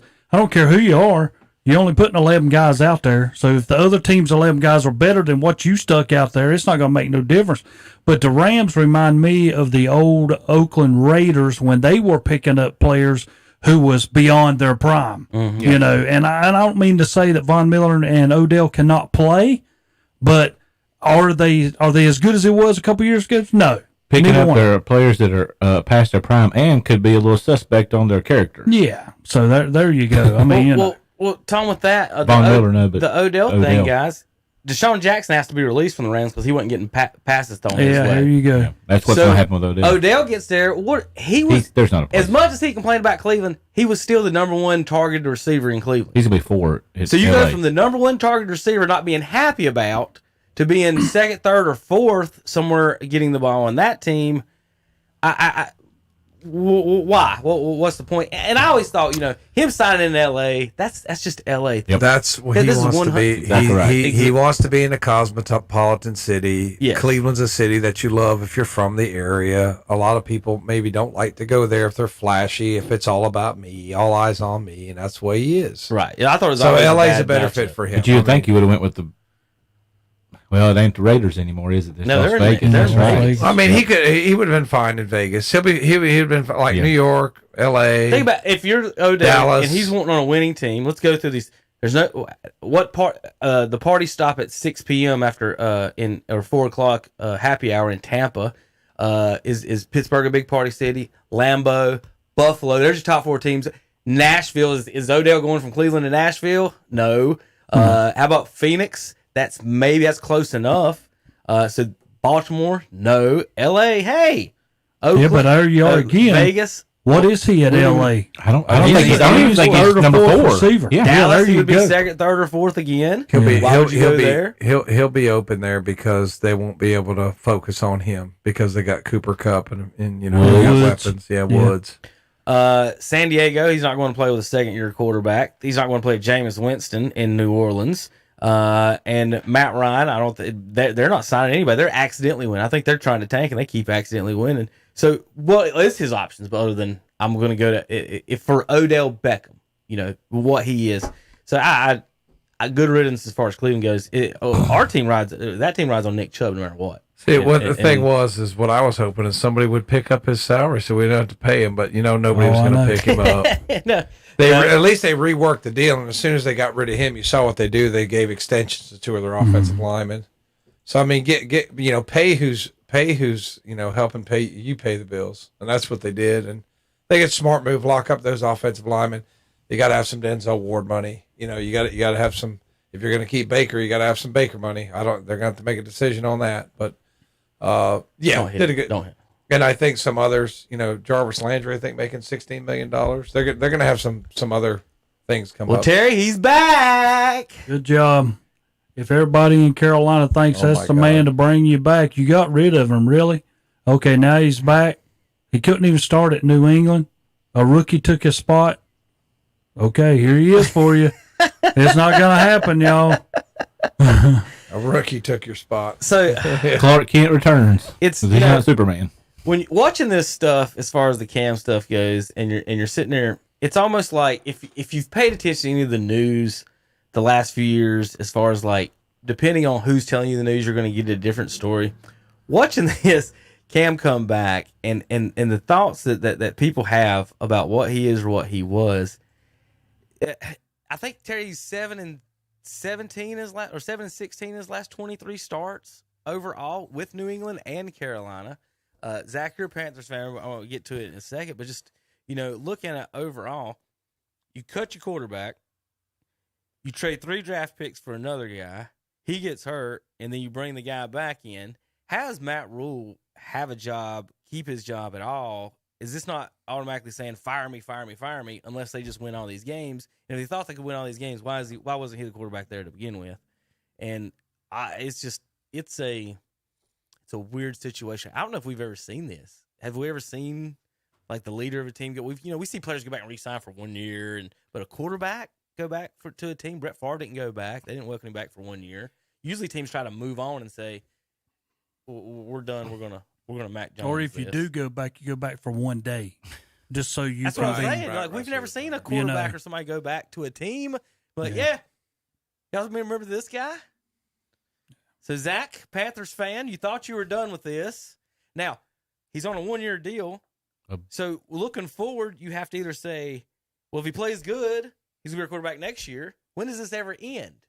So Matt Rule bringing him in has now reattached himself to Cam Newton's future no matter what. He can't go get another quarterback, can he? He can't say, how can Matt Rule come in and now say, well, we brought him in after getting rid of the face of the franchise. I'm going to cut him twice, and I get to keep my job. But is he not going to be the backup? He's not the starter. This week he's the backup, but that's what they're saying. He'll be playing against Washington next week. But next week, his first game is going to start against Ron Rivera. Now, why is that? Well, for money? Vegas. That's all it is. That's all it exactly is. Right. Fill up the stadium. Matt Rule I'll say this. That's what Matt Rule said it wasn't happening, Terry. Matt Rule But said that's what that's going to do. This is to win football games, is what Matt Rule said. I hate it. I don't like it. But I will say this. If he wins, when he comes in against Washington, you won't be able to contain the people down there at the stadium. It'll be nuts. And then he's going to start being terrible again. I was about to say, what are all the people that didn't think he was that good to begin with are going to be thinking? We've always said when his legs went, he was done. He's not a thrower. He can't throw the football. He throws off back foot still every single time. So what I was saying earlier about the depending on what you watch as far as news and goes. So this comes back in, and I've got the regular channels there, and I'm flipping through, and some of the newscasts, they're all about Cam Newton's back, and of course they bring this lady on who's never played an ounce or second of football in her life to talk about it, and she starts talking about how Cam Newton, Terry, is going to be good this time around because he's never is what they said, had weapons like he has now. Never had weapons like he has now. Jonathan Stewart, D'Angelo Williams, Steve Smith, Greg Olsen. None of these guys were. She mentioned he's never had a DJ Moore type wide receiver. He's never had a guy like Christian McCaffrey out of the backfield, which he played with, 2 years ago?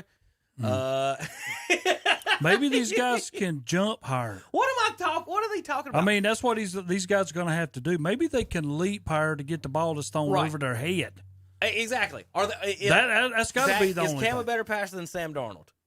No. Now, Sunday, did you see Robbie Anderson yelling at Sam Darnold? Did you see that highlight? I'm gonna pull that up because I want you to. I want to know if Robbie is going to yell at Cam Newton the way he did at Sam Darnold. Now Robbie's only got 24 catches on the season. It's something terrible. It's not even good at all. This is him yelling at Sam Darnold on a missed play, threw a pick, and then he comes over to the sideline. Whoops. So Darnold threw the pick in the end zone there. I don't know why this is doubling up there. And then Robbie Anderson comes on the sideline yelling at Sam Darnold. Now, let me ask you something. You think he's going to yell at Cam when Cam underthrows one or throws one in the fourth row? Is that what he's going to do? Well, Greg Olson was on one of the it's actually Fox Sports NFL the other day, and I just happened to be coming by. Did y'all see his comment when he was on there? Maybe. Go ahead. He said, "I've been clear on the impact of Cam has had on my career. He's been the best thing to ever happen to me on and off the field. I'm thrilled. I'm jacked. I can't wait to see what he does." So he's coming out of retirement? No. Greg? Oh, okay. He's coaching Little League, Charlotte. He's too busy on the 7th floor with all the easy women in Miami is what he's too busy doing.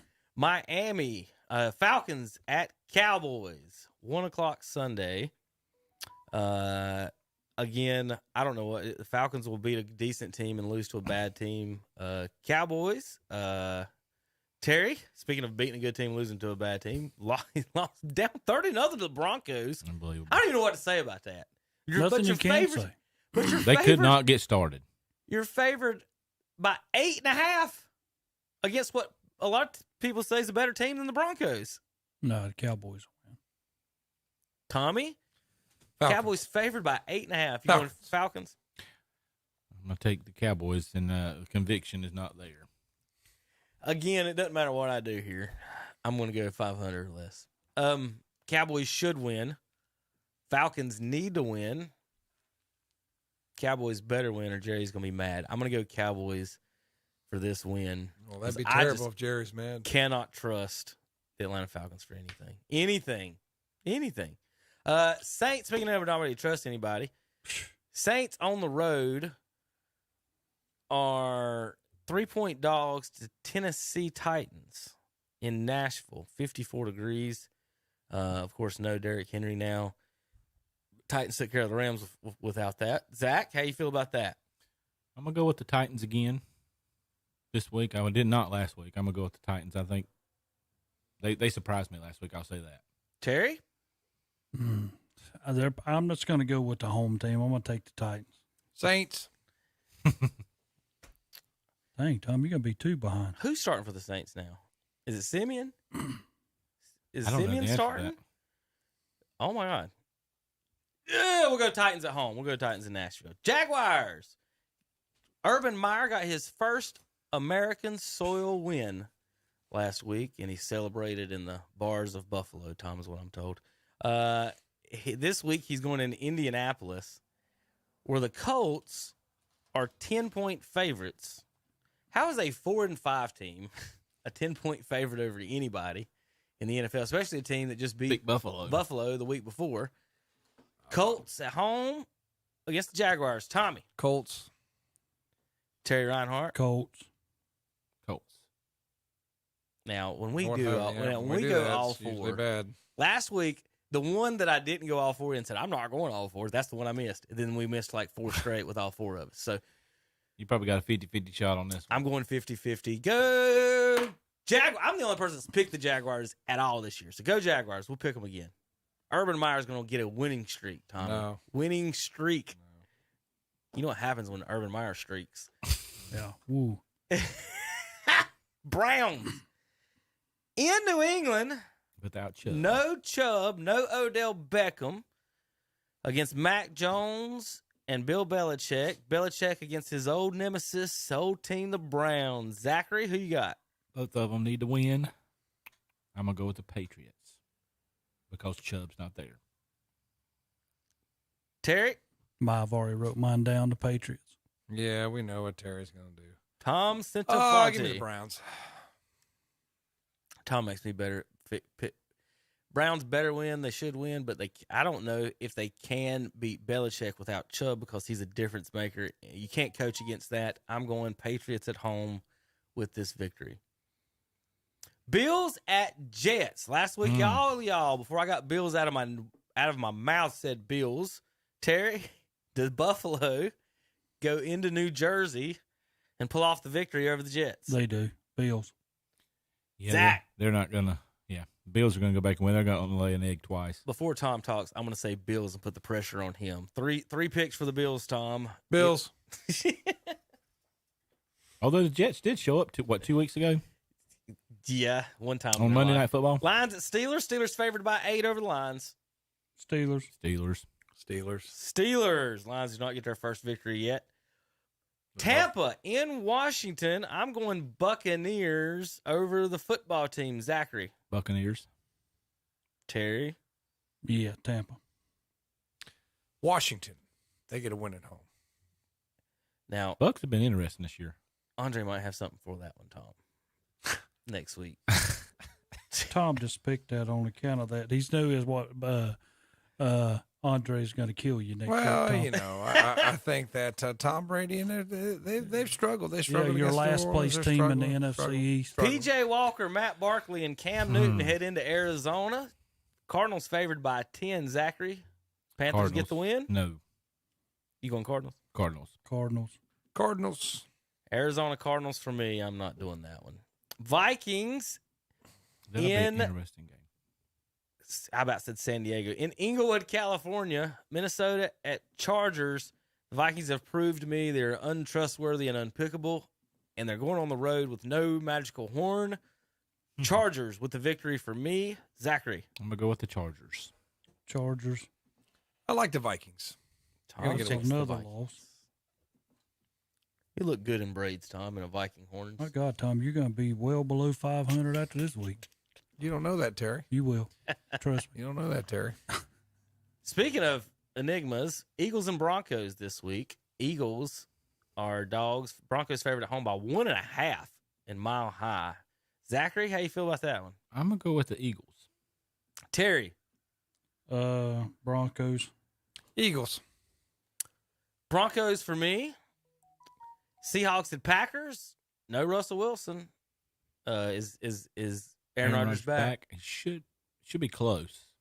I don't think they've said yet, have they? I have not heard. I don't know whether either. he is or not. I don't think it matters. I'm going to go with the Packers. Yeah, I don't think it matters neither. Green Bay. I think it does matter, and I'm going to qualify mine. I'm going to pick Packers if Rodgers plays, Seahawks if he doesn't. You can't do that. You can't do that. Wait a minute, you y'all got to pick now. Oh, you got to pick a winner. Y'all did that last week. Was that No, did we that the week did before not. on another No, we quarterback? did Who else? not. I think I did it nobody's for ever the done I think I did it for the answer. Cowboys. Wrong answer. Yes, it did. Zach did. We did with Dak And I Prescott. still lost. 2 weeks ago, we did Dak Prescott. I still lost because Cowboys lost. I let you all pick if Dak plays or not. Liars. I picked Cowboys and they still lost. I am picking Seattle. See? There's another loss.